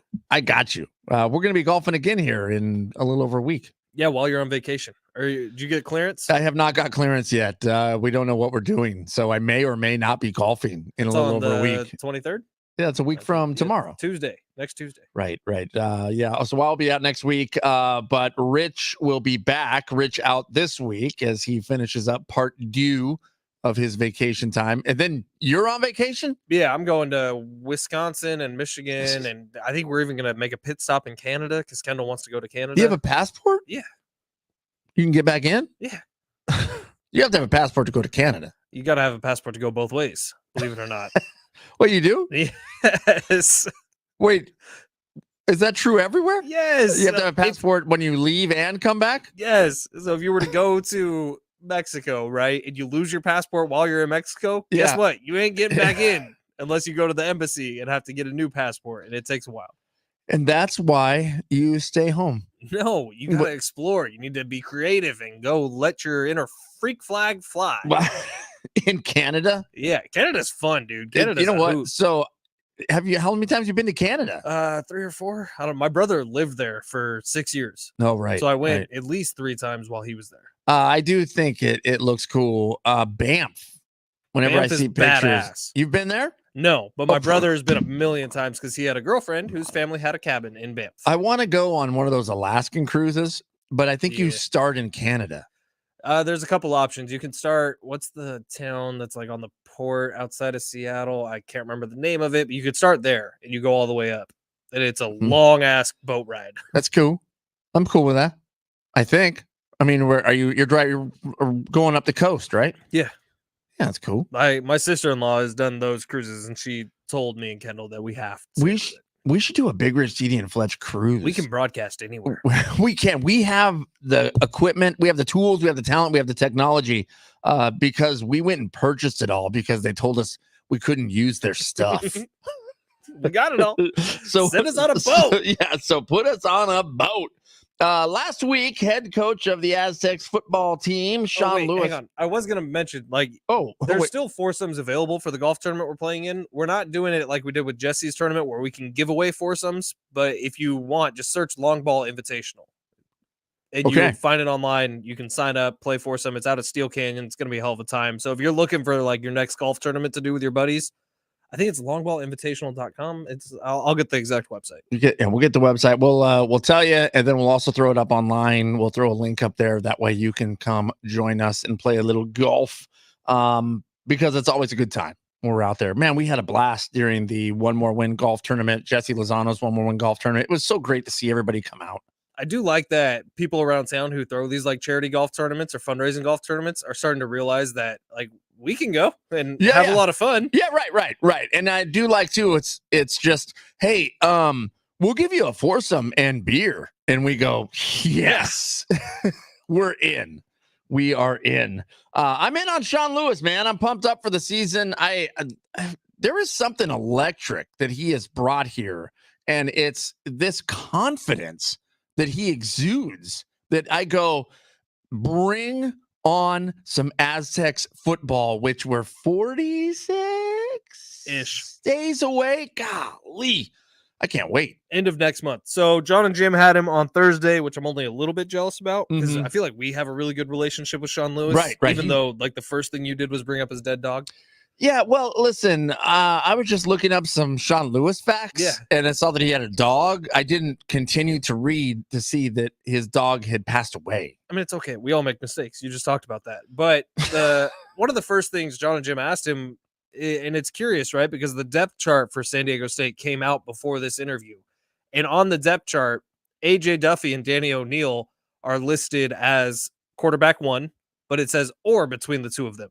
So A.J. Duffy's name is first. Danny O'Neal's name is listed second, but there's an or in between. And that or means we don't know who the starting quarterback is yet. So one of the first questions John Schaefer asked Coach Sean Lewis was, when are you going to make a decision on who the quarterback is going to be for 2024?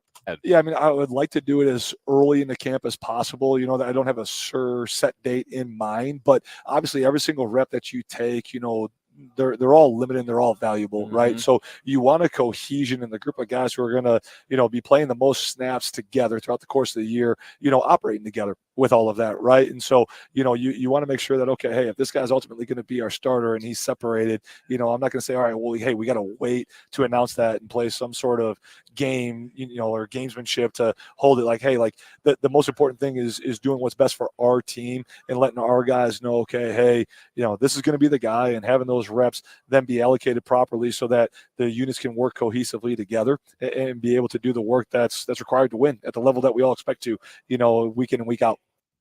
Did you feel like John and Jim missed the boat on that when he said every single rep you make? They didn't go, every single rep you make, every single play you make, never gonna make you fake your playing ability. Lap. You want me to take a lap? You're just gonna sit here solo? Just Rick rolled all of San Diego, bro. That's a lap. Well, I didn't do it. It was Coach Sean Lewis. We got talk to him. One more soundbite from Coach Sean Lewis before TD tells everybody how skinny he got. Yep. And this one was, so the Mountain West media poll, the rankings, the preseason rankings came out. Every single rep. They have San Diego State listed as 8th place in the Mountain West for the preseason poll. But a lot of the reasoning behind that is because, well, the entire coaching staff is gone. The entire offense is gone. The entire defense, for the most, like, there's very few returning names that everyone recognizes coming back to the San Diego State Aztecs team. And that's what happens when a new coach takes over. So really, the Mountain West Media Poll this year more than ever means nothing for the preseason poll. But John and Jim asked him about it, and here's what Coach had to say. You care about preseason polls, or is that like I don't. whatever? It's whatever, right? Yeah. Like, it's one of the phrases that the kids will hear me say, and you guys will hear me say a bunch. It doesn't matter. We got to get better, right? And so like, hey, we're picked 8th. All right, doesn't matter. Got to get better, right? Like we'll sit here, hopefully in years to come we'll be picked first. Hey, doesn't matter. Got to get better, right? And as we move through it all, it's one data point of what people think, and some people need external motivation. I'm not one of those individuals, but we'll make sure our guys know about it. They probably knew about it before I did. Oh, yeah. And I'm sure some guys probably already got up in their lockers to know. And away we go. We'll use all that fuel to the fire as we need be. Every rep you take, I'll be watching you.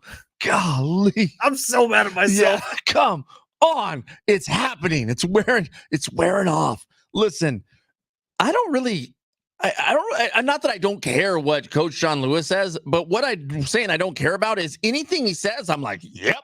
Mm-hmm. I mean, I love it. I will follow you to the gates of hell, my guy. Right, and that's what you want in a coach. I mean, you want that, and I am so pumped up for the Aztecs in this season. I honestly believe there's going to be something special that happens. I honestly believe that this is going to be a fun one to watch. And dude, I mean, I love it. Yeah, you want to be ranked number 1 in the preseason polls, but guess what? You still need to get better. And that is so true, because when you're at the top of the mountain, everybody wants to tear you down. So you keep chasing it, man. Yeah, Sean Lewis is turning heads all over the country. San Diego State is a legit problem, hopefully, for people for years to come. Right. August 31st, Texas A&M Commerce, San Diego State at Snapdragon Stadium. 12 o'clock is the kickoff time, August 31st again. So buy your tickets now. GoAztecs.com, because the following week, Oregon State's in town. That is a massive early season test for the Aztecs. That'll be an excellent measuring stick of where this team is compared to one of the better teams in this part of the world. So it's going to be fun to see. I mean, 2 headline situations back-to-back weeks to open up the season. Pumped up. Yeah, no doubt. No doubt. I used to be more pumped up. And I mean, as far as plumper. Yeah, you know those rafts that you take out, and you if you have a lake day or something, and you just keep pumping, and you're like, how is this thing still getting more air? Or But like an inflatable mattress. TD was an inflatable mattress. Yeah, I was. You and could sleep right on top of it. You could have, and it was lumpy, but it was soft, and it was a little gross, to be honest, because sometimes it was warm and wet, and you wanted to stay away from that. And Wayne and Chloe from SD Fat Loss stepped in and said, hey, we can stop that. We can let some of the air out of that mattress. And by air, we mean fat. You are going to lose fat, and you are going to lose it quickly. And they said you'll lose 20 to 30 pounds in 8 weeks' time. And you're going to do it without exercise. You're going to do it without counting calories or counting points or having to eat something you don't want to eat, or take a shot of something that you don't know what you're putting in your body. And the best part is, once you lose the weight, you're going to keep the weight off. It seemed too good to be true. It is true. It is all true. In 8 weeks' time, I lost 31 pounds, Rich 35 plus, Fletch pushing 50 pounds lost on sdfatloss.com. If you are trying to figure out how to make a change in your life, if you're trying to figure out how to lose weight, how to kickstart a weight loss program, look no further than sdfatloss.com, because literally in 8 weeks, come September 15th, if you started today, you're going to be down 20 to 30 pounds. You're going to feel better. You're going to sleep better. The aches and pains are going to start to go away, because you are literally shedding 2 giant bowling balls worth of weight off of your body. sdfatloss.com. The consultation is absolutely free when you go there. If you decide to sign up, make sure you mention Big Rich, TD, and Fletch, because it's going to save you $200. You got nothing to lose except unwanted pounds. sdfatloss.com.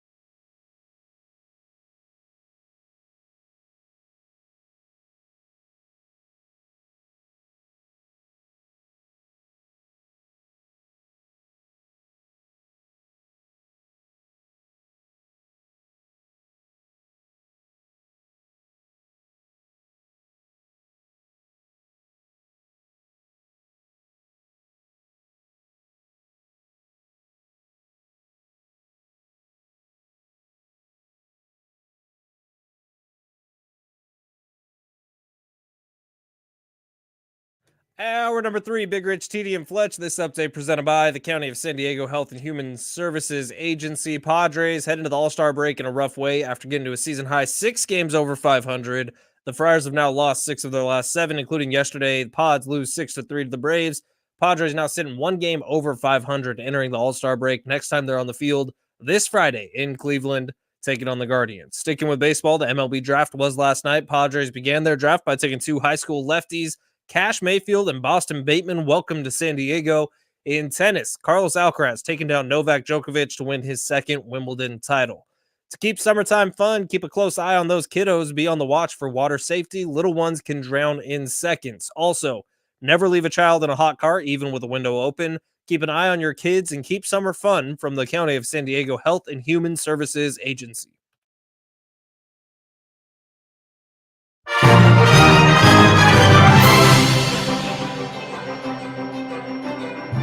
Big Rich, TD, and Fletch, San Diego Sports 760. Happy Monday to those who celebrate.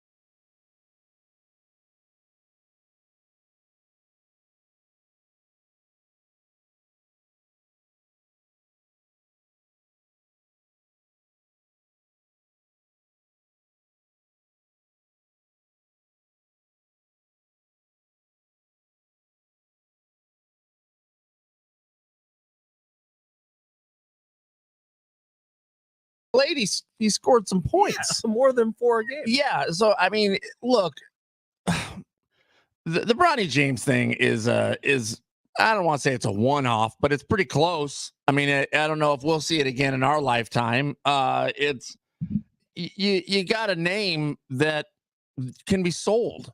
So the Lakers see value in that. You also have a Lakers team that is literally being held hostage by LeBron James, and he's the one calling all the shots. So when dad is at the helm, turns out you get drafted. Now, if I were Bronny, I'd be okay with that. Yeah. I'm fine. I'm over being angry at that situation. I guess the only thing I'm still angry about is, well, there was number 58 or 59, right? That didn't get drafted because Bronny got drafted at 55. Right. Now, the MLB draft is a whole nother story completely. So the MLB draft, one, forgot it was happening. So did everyone else. Yeah, I mean, forgot it was happening. So it was literally me pulling up what happened in the world of sports over the weekend. Oh, yeah, the draft, which... It's also lessened by the fact that you look at this Padres team and there is one drafted Padre who plays every day, and that's Jackson Merrill. Yeah, which is also difficult, when looking at the future of the Padres, because you're trying to build culture here in San Diego. I mean, that's what solidifies a team.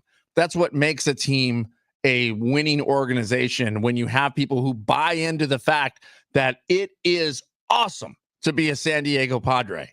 So you have to build that culture, and it's hard to do by bringing in pieces from all over the place. Now, I don't think that it's bad if you are trying to build a team and you bring in pieces and then you start winning. Now you start winning, then all of a sudden people want to play for you. Like they want to go to your organization because you're winning. I mean, see the Yankees for details, who right now are tanking it, and they're still the Yankees. By the way, the Dodgers have sucked pretty bad lately too, which is kind of fun to watch. But it would be a lot more fun if the Padres were also winning in that time period. They had such a window where they could have just done the polar opposite of what the Dodgers were doing. And we're talking about a 1-2 game division race right now. Mm-hmm. But the Padres didn't. And that's kind of the line of the season, right? Mm-hmm. But the Padres didn't. I was thinking yesterday, okay, imagine like Boston Bateman's dad, right? His son gets drafted by the Padres. Dream realized. He's going to be a Major League Baseball player one day. Right. He's going to have to sit in the minors for a while, but he is... or maybe the other guy's a better example for this, but say, okay, 25th overall pick, Mayfield is his dad. Mr. Mayfield is sitting there. He's like, oh my God, my son, I'm so proud of him. Look at him. He's got to the majors. And then he realizes it's with the San Diego Padres. And they turn on that TV, the Braves Padres game yesterday, and they look and they just see, oh, Padres have lost how many of their last 7 games? Oh, right. Hang on. This isn't going very well over here. Right.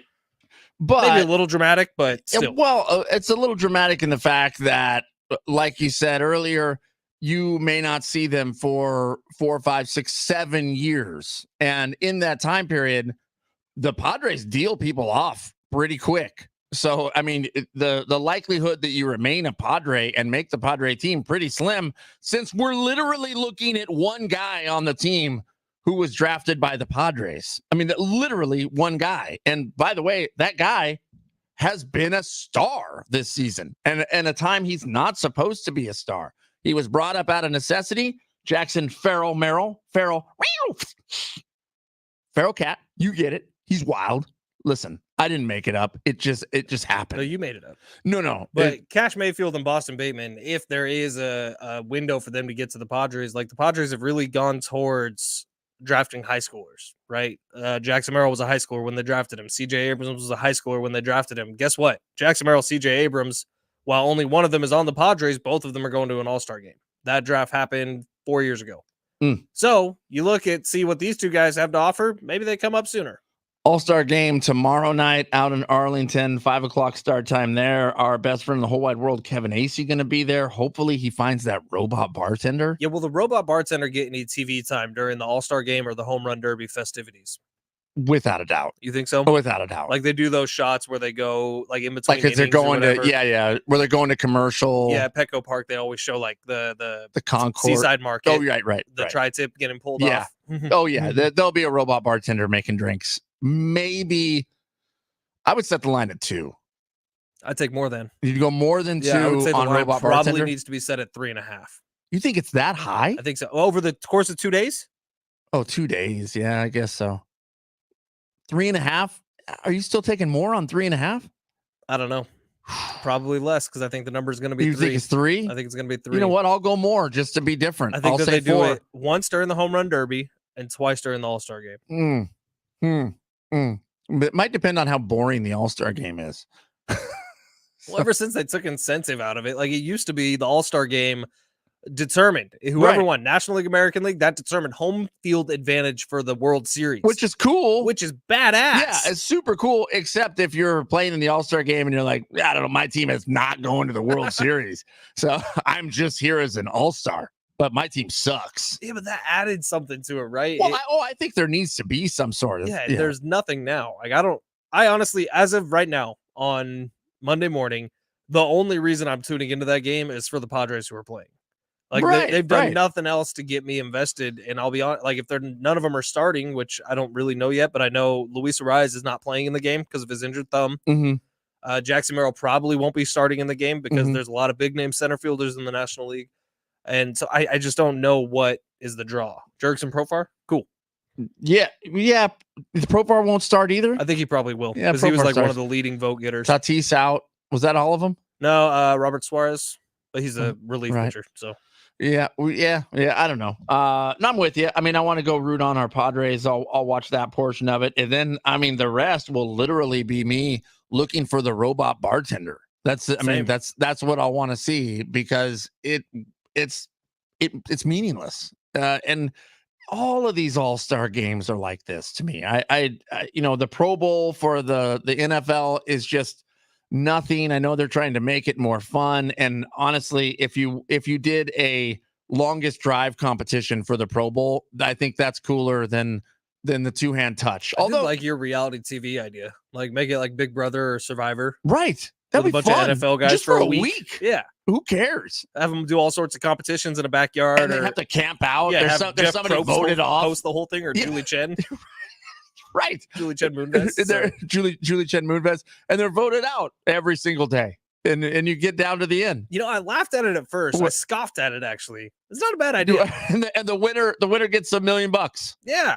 And whatever. I like it. And you take the top 10 voted in the Pro Bowl. And you have live shows every night of the week. So Monday, Tuesday, Wednesday, Thursday, Friday. On Friday, it's the finale. You go from like a field of 10. So the 10 highest Pro Bowl getters or vote getters. Yeah. Or the 10 who aren't in the Super Bowl. Right. The 10 who agree to it. Yeah, exactly. They all get to go and get drunk and be on reality TV for a week. Right. It'll be 10 people. By the time they get to 10 people, it'll be so far down the list, you won't have never heard of them. NFL, hire us. Yeah.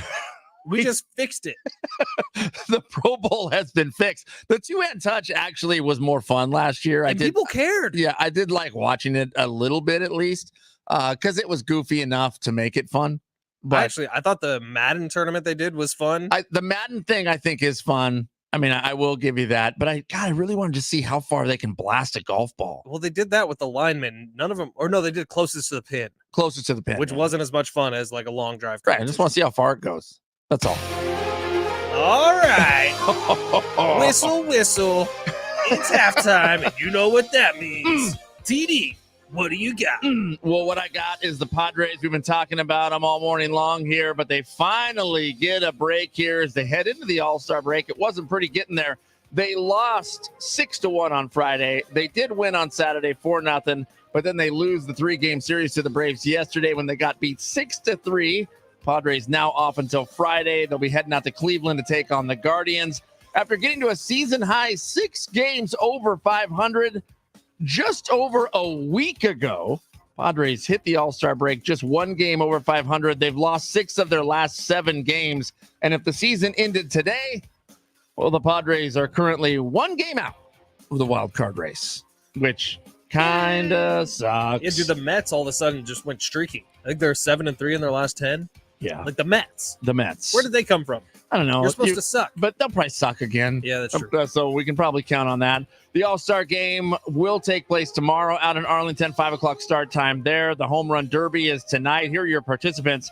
Pete Alonso, Alec Bohm, Adolis Garcia, Teoscar Hernandez, Marcel Ozuna, Jose Ramirez, Bobby Witt Jr., and the best name in baseball, Gunnar Henderson.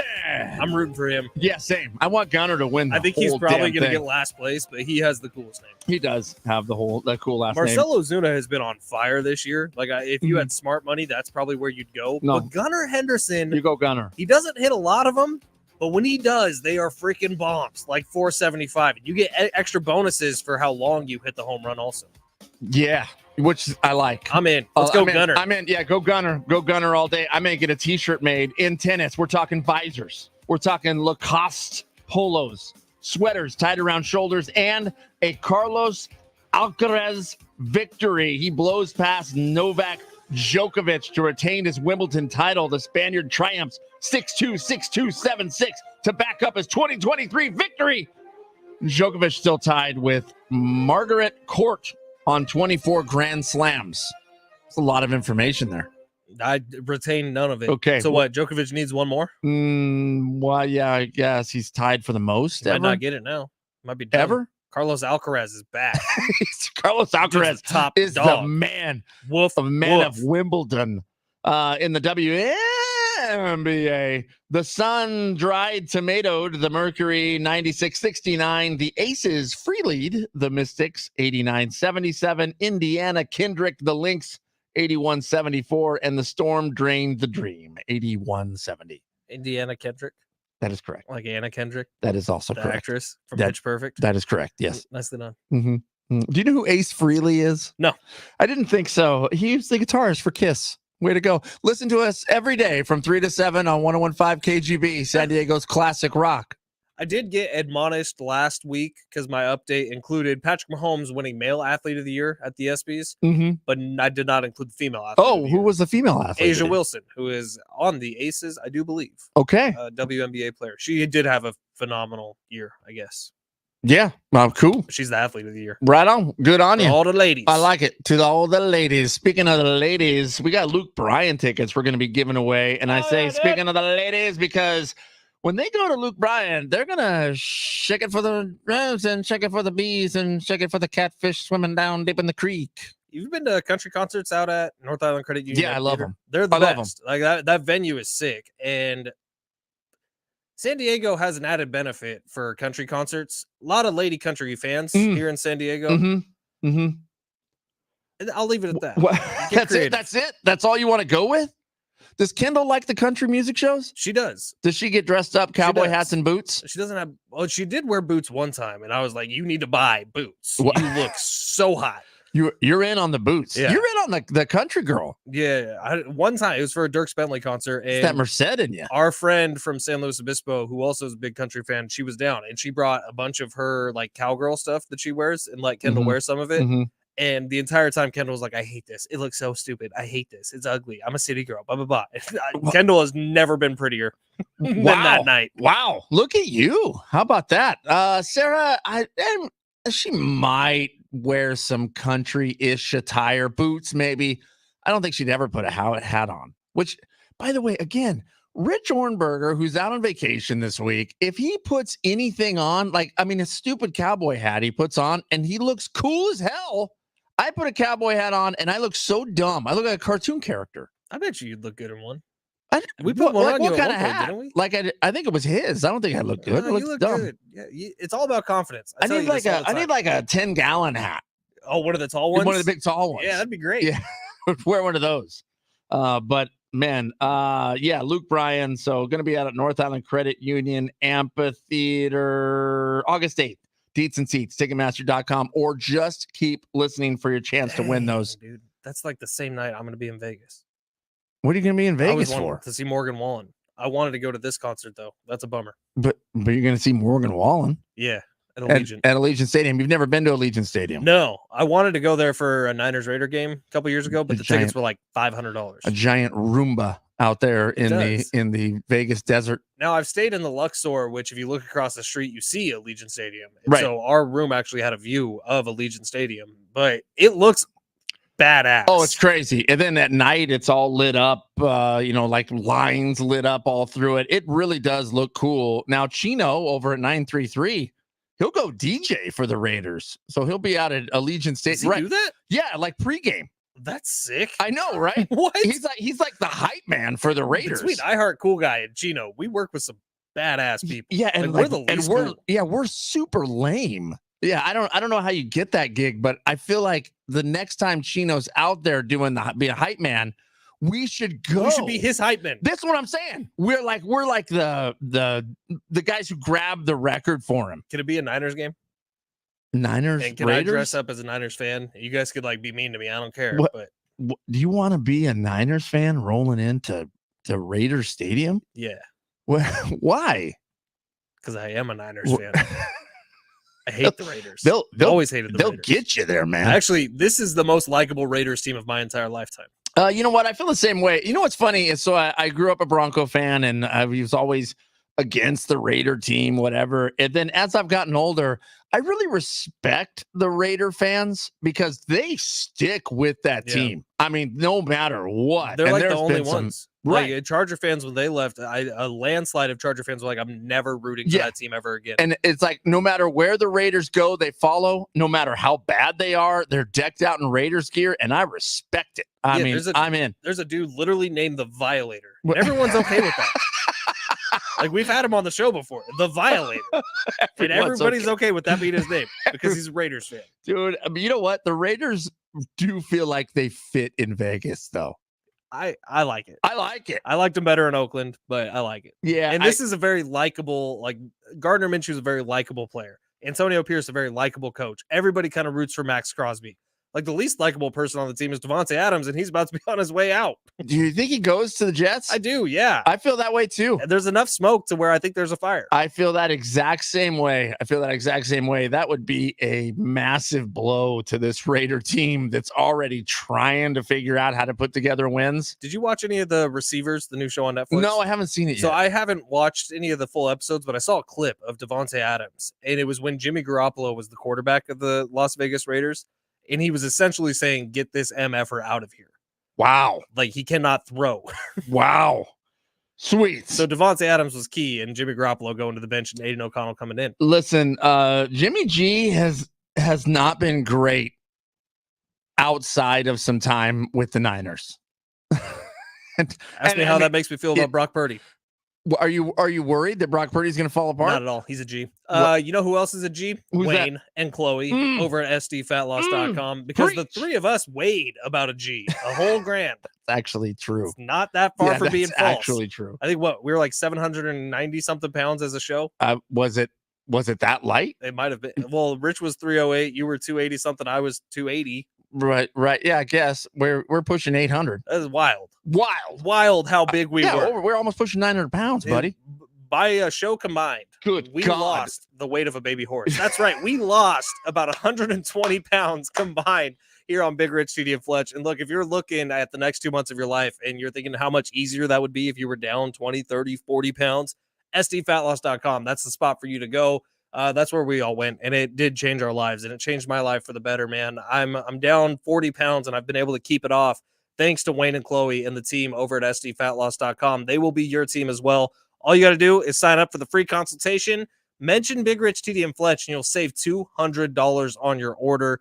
Big Rich, TD, and Fletch, save $200. You're not going to be taking any injections. You're not going to be eating any nasty foods. It is just good old-fashioned dieting, and they will coach you through it. And you can lose a tremendous amount of weight in a tremendous amount of time. Get on over to sdfatloss.com today because all you got to lose is them unwanted pounds. Get rid of them.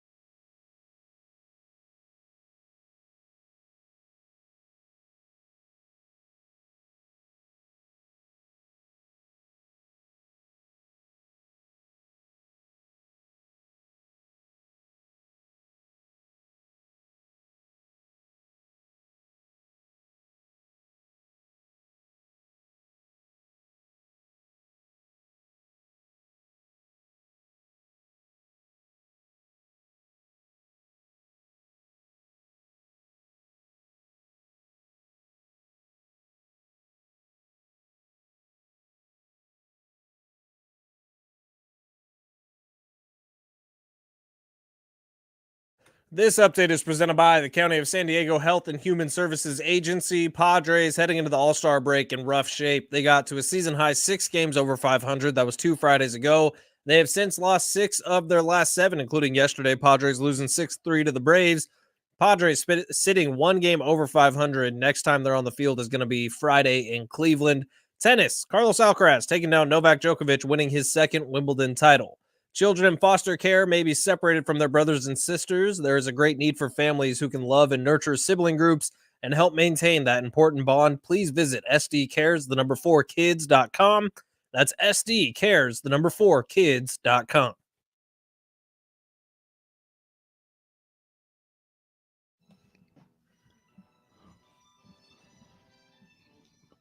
It's Big Rich TD and Fletch. It's San Diego Sports 760. It is a Monday. We are missing our very own Rich Ornberger for the week. He's on a vacation. He'll be back with us Monday. Meanwhile, Fletch and myself, we're going to hold things down, and we're going to do it by giving you a pair of tickets to go see Luke Bryan August 8th at the North Island Credit Union Amphitheater. That's out in Chula Vista. Deets and seats at Ticketmaster.com, or just keep listening for your chance to win. Fletch, I was just talking with Sarah Beebe over at 101.5 KGB, which we do the afternoon shows over there every single day, 3 to 7. If you'd like to tune in and hear more of this nonsense, we're going to have a special guest host today with Rich out. So a lady by the name of Kat will be part of the team. It's going to be fun. We're going to do a little question and answer, get to know her, and have some fun there over the afternoon. But Sarah Beebe pulls out this pack of baseball cards that she bought, and she showed me a card of Alec Boehm, right? Phillies, Alec Boehm. He beat out Jake Cronenworth a few years ago for Rookie of the Year. Okay. In the National League. It was a 1-of-1 card. I've never seen this before in my life. Save it. That right. I guess they put it in a case or something. Good. But yeah, 1-of-1? Save it. It's the only one in existence. Look it up right now. I bet you it's worth money. Let's see. I don't know who made it. Alec Boehm, 1-of-1 card. I don't know. I don't see it. Obviously, I mean, it looks like this. What? No, I don't know what it is. There's a $5,000 Alec Boehm card on eBay. You can, because he's good enough to where it matters. Like if you get some sort of signed rookie 1-of-1, it could probably get up higher than 5. Wait, I've never seen a 1-of-1 card ever. They print one card.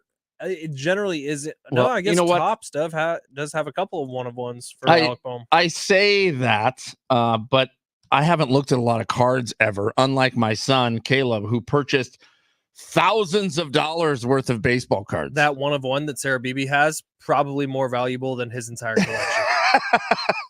Sweet, because he spent thousands of dollars on baseball cards. Why? Because he needed and I use air quotes, side hustle. And that side hustles are things that you spend money on, right?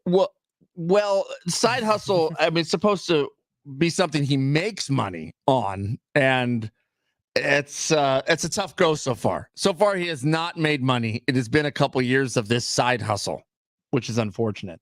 Out in Colorado, man, oh man, they got some problems out there with their football team, and I dig the honesty here, but good Lord, Travis Hunter for the Colorado Buffalo is blasting his offensive line. Did you hear this, Fletch? Yeah, it's clean, isn't it? I don't know. No, we'll dump it if not. Okay, well, we'll figure it out. This is what he said.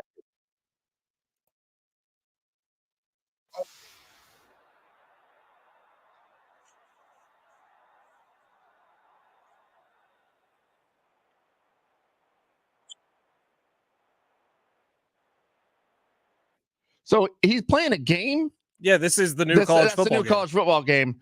So he's making fun of his offensive line. So somebody in his chat while he was live streaming said, "Is the O-line realistic?" And he said, "Yes, they're realistic. They can't block for nothing." Gotcha. Now it makes sense to me. Which, if you watched the Colorado Buffaloes a year ago, you would understand that they could not block for anything.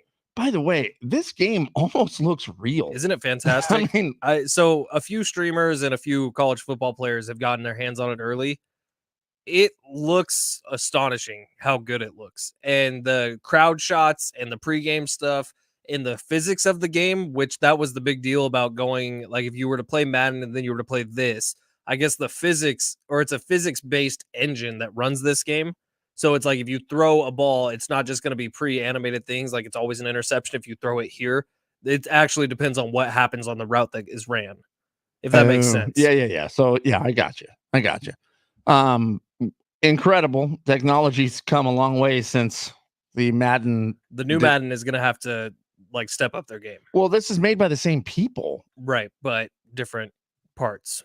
Well, yeah, I mean, it's a different crew of people that made the game, but I'm saying it's in the same building. So it obviously, if this game's out, they're not going to want to have it overshadow their biggest release of the year every single year. You'd think that the team would then go over and start helping the Madden team. This is good because Pepsi makes Coke better. Coke makes Pepsi better, right? So NCAA Madden has had 10 years of being the only game in town. Right. And they've honestly been lackluster. I haven't bought the last 4 Maddens because it's the same game that they put out over every single year with a little updated animations. Right. Now they're going to have to innovate a little. Yeah, that's cool. I mean, that's cool. Did you buy a PS5 yet? No. What? How come? You're home alone. I know I should have done it this Yeah, weekend. this is it. This is where it's at, buddy. No, I can't do it. Come on. I have a dog. You have a dog. What does the dog have to do with you playing PS5? He'll be cool I'm with playing it. PS5. I'm not paying attention to my dog. You have to pay 100% attention to your dog. I like to. What are you talking about? Me, Wilson. How much of your day is wrapped around Wilson? We hang out though. I mean, we're just buddies. I don't have to stare at him. He doesn't want me to stare at him all day long. If I'm just sitting on the couch playing video games, the dog is also just going to be sitting on the couch watch me play video games. We could easily go for a walk. Well, yeah, but he'd want to play video games if he had thumbs. That's true, but I feel like he just gets bored. I'd rather do something that would also entertain him. Because guess what? Playing fetch with him also entertains me. You're going to be such a good dad in just several short months. Several short years. We don't know that, though. I mean, it could. We know for a fact, actually. Kendall's not pregnant. You say that every time. 100% certain. You say that every time, and it's not 100% certain. How come we didn't reach out to EA Sports and ask them to send us a copy? Still can. When does it come out? Tomorrow? This week. Hang on. I don't know. It seems Give away unlikely. Luke Bryan tickets, and I'll tell you when. Okay, Luke Bryan tickets. You want to go see Luke Bryan? Here's your shot. But we're going to do this so everyone listening on the free iHeartRadio app also has an opportunity. So in 3 minutes at 8:43, you're going to call the number 877-767-4760. And if you're caller number 5, you're going to win yourself a pair of tickets to go see Luke Bryan August 8th at the North Island Credit Union Amphitheater out in Chula Vista. A beautiful venue out there. Deets and seats at Ticketmaster.com if you want to win them. Caller number 5 at 8:43. July 19th, this Friday. This Friday, we got time. They can send us a copy, but you can't play it because you don't got a PS5. Maybe they'll send you a PS5. If we talk to Sony, maybe it's only being released on PlayStation 5, Xbox Series X, and Series S. So the newer generation of consoles. Right. The Switch can't run it yet. No. Bummer. Switch can't run anything really. Yeah, it does pretty good. It does well with Nintendo games. But if you were to play like even NBA 2K, like it's very glitchy. Right. Well, it's cool. It's cool. I play F-Zero on the Switch. Which doesn't make sense because like Legend of Zelda is a massive game. Like with a massive expansive map. Right. Why can that play perfectly? But I don't know. You're the nerd. You're supposed to know. Yeah. Well, I mean, I'm sure it has to do with processors or whatever, however they use the game. And the real-time aspect of this football game, especially online, is probably a little bit rough. Yeah, so as we break down video games here on Big Rich, TD, and Fletch, coming up. Your destination for Switch information. Listen, we got it all here.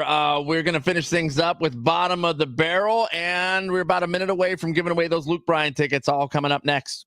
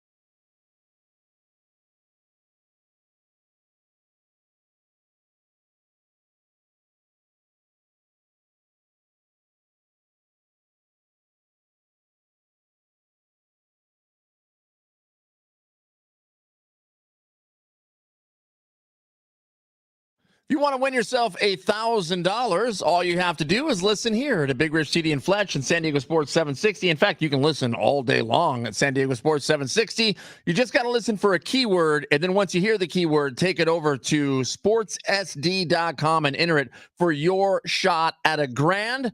Your next chance coming up at 9 o'clock.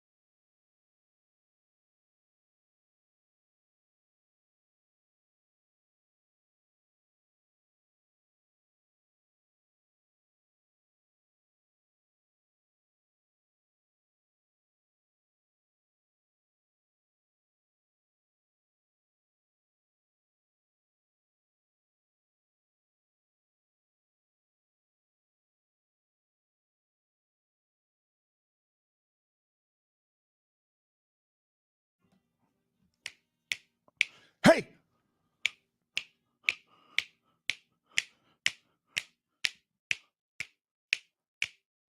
Hey! This makes me want to get the pinata back. Do we still have a pinata that's filled with candy in not our office? That's a good question. I believe so. I was back in there cleaning yesterday. I don't know if I remember a pinata. I think there's a cactus in there that was not broken on our Cinco de Mayo celebration Wine on Vacation broadcast spectacular. Right. I do believe it's still there. So we still got the pulley. We got rope. Because Taylor Jukes tried to break it, but couldn't break it. That's correct. And then for some reason, we just let it hang there. So it worked. We gave away some Luke Bryan tickets. Who won? Scott. Outlaw Music Festival was Stefan. Woo! Congrats, boys. Congrats indeed. Glad we can make your Monday morning a little bit better. We are getting close to wrapping things up here on the show. Now, Fletch, you watch House of the Dragon, I haven't right? seen the new one yet. No spoilers. Ah! Are you familiar with Daemon Targaryen? Daemon Targaryen, played by Matt Smith. One of the best characters in the new show. So this says Matt Smith's Daemon Targaryen. Who the hell is Matt Smith? He's an actor. Well, why would I know him? You probably wouldn't. He's only that dude? That's the only thing I know him from. I'm sure he's been in other stuff. But like...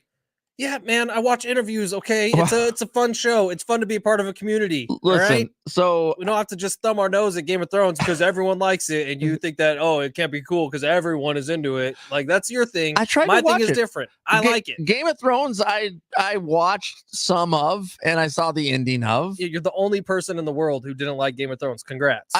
You're cool. No, I thought Game of Thrones was okay.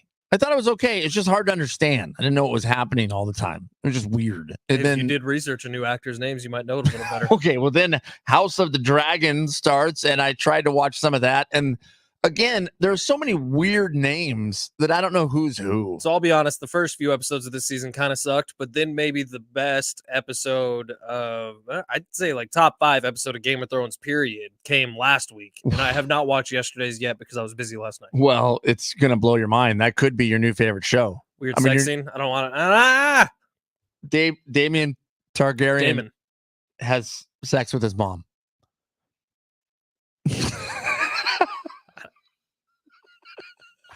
Wait, there's no way his mom's still alive. Well, maybe just a dream. Like his brother already just died. He's wishing for it. He wants it to happen. He's dreaming a lot this season. He wants it to happen. He's banging his mom. This is your favorite show. That's not my favorite show. This is your favorite show. No, it's like number 2 on things I'm watching right now. What's your favorite show? The Boys. The Boys has been freaking incredible this year. Yeah, I don't know. I watched some of that too. It was whatever. Did you see Kanye West with his wife Bianca Censori over the weekend? They were out. Were they out in Florida? Can I just take a guess without knowing Oh, what's no, they're happening? in LA. I'll just take a guess. Okay. No idea what's happening with this. Okay. She's either naked or nearly naked. Nearly naked. I was just going to ask if you have ever seen a bikini that the pieces, the triangles for the bikini were about the size of a Dorito.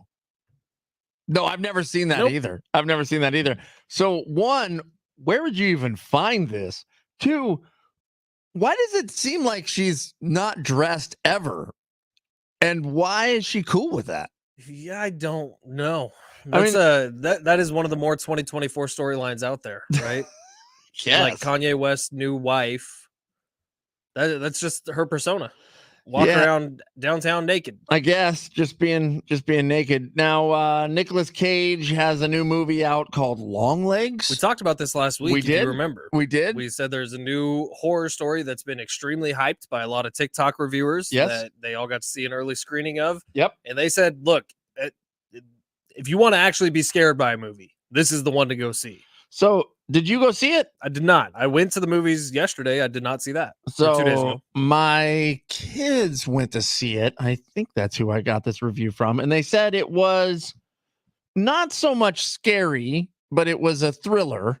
But they weren't really scared by it. But they did say it was a good movie. Now, I looked on IMDb. It's getting a 7.4, which is just below what you would rank A Quiet Place, Day One, Dead Reckoning, whatever it's called. Day One. So you knew it right the first time. You just had to add stuff. Oh, now you're saying I'm just making stuff up? No, it's okay. Wasn't it a longer title? No, it was A Quiet Place Day One. Oh, that's it? Yeah. Okay. But Long Legs, it did well, first of all, money-wise, right? Right. It was not expected to do this well. The TikTok hype worked. I guess. Yeah, it's the number one movie. It brought in $22.6 million its opening weekend. So, I mean, this thing will probably be $100+ million movie for Nicolas Cage. Especially with the movies that came out this last week. Like a lot of big money, big budget films came out. That Scarlett Johansson, Channing Tatum one. A Quiet Place, Day One, by the way, came out last week. Like, so I think a lot of movies that were expected to kind of kill Long Legs got killed by Long Legs. Good for Nick Cage. Right. Yeah. You know what? I do kind of root for him. So do I. I love Nicolas Cage. But he's had some bad movies. I mean, some bad movies. Even his bad movies, he's still pretty good in. Well, he's always the same. He's always the same guy. He's always the same guy. By the way, National Treasure, those two movies. Loved them. Are national treasures. Loved them. Like, they're both great. Those are movies that when they come on, I watch them. Same. Just I'll be halfway through the movie and I just finish it. I just watch it. That and Raising Arizona. Never seen that one. Do yourself a favor, man. Dig that one. Never even heard of it. It sounds like a love story. Is it a love story? No, it's a comedy. Maybe there's a love story involved in that. You got to check that one out. Pig, I never saw. Nicolas Cage, 2021 or 22. Great flick. Con Air. Great flick. Is it a great flick? Con Air? Yeah. Yeah. It is. Classic. It's kind of dumb. Was he in The Rock? Yes. That was the Alcatraz one? Yeah, was that him? Was that what it was called? I think it is. I think you're right. Yeah, I don't know. I'm in on Nick Cage for the most part. One of his newer ones with Pedro Pascal was Nicolas Cage making fun of Nicolas Cage. Right. And it was great. Well, I loved that movie. I did not see it, but I saw the memes. I thought it was fantastic. Oh, it's huge. Like, it was very self-aware is the right way to put it. Like, he's just making fun of himself the entire time. Right. I mean, I may have to go back and watch that one because it did look like it had some good scenes in it.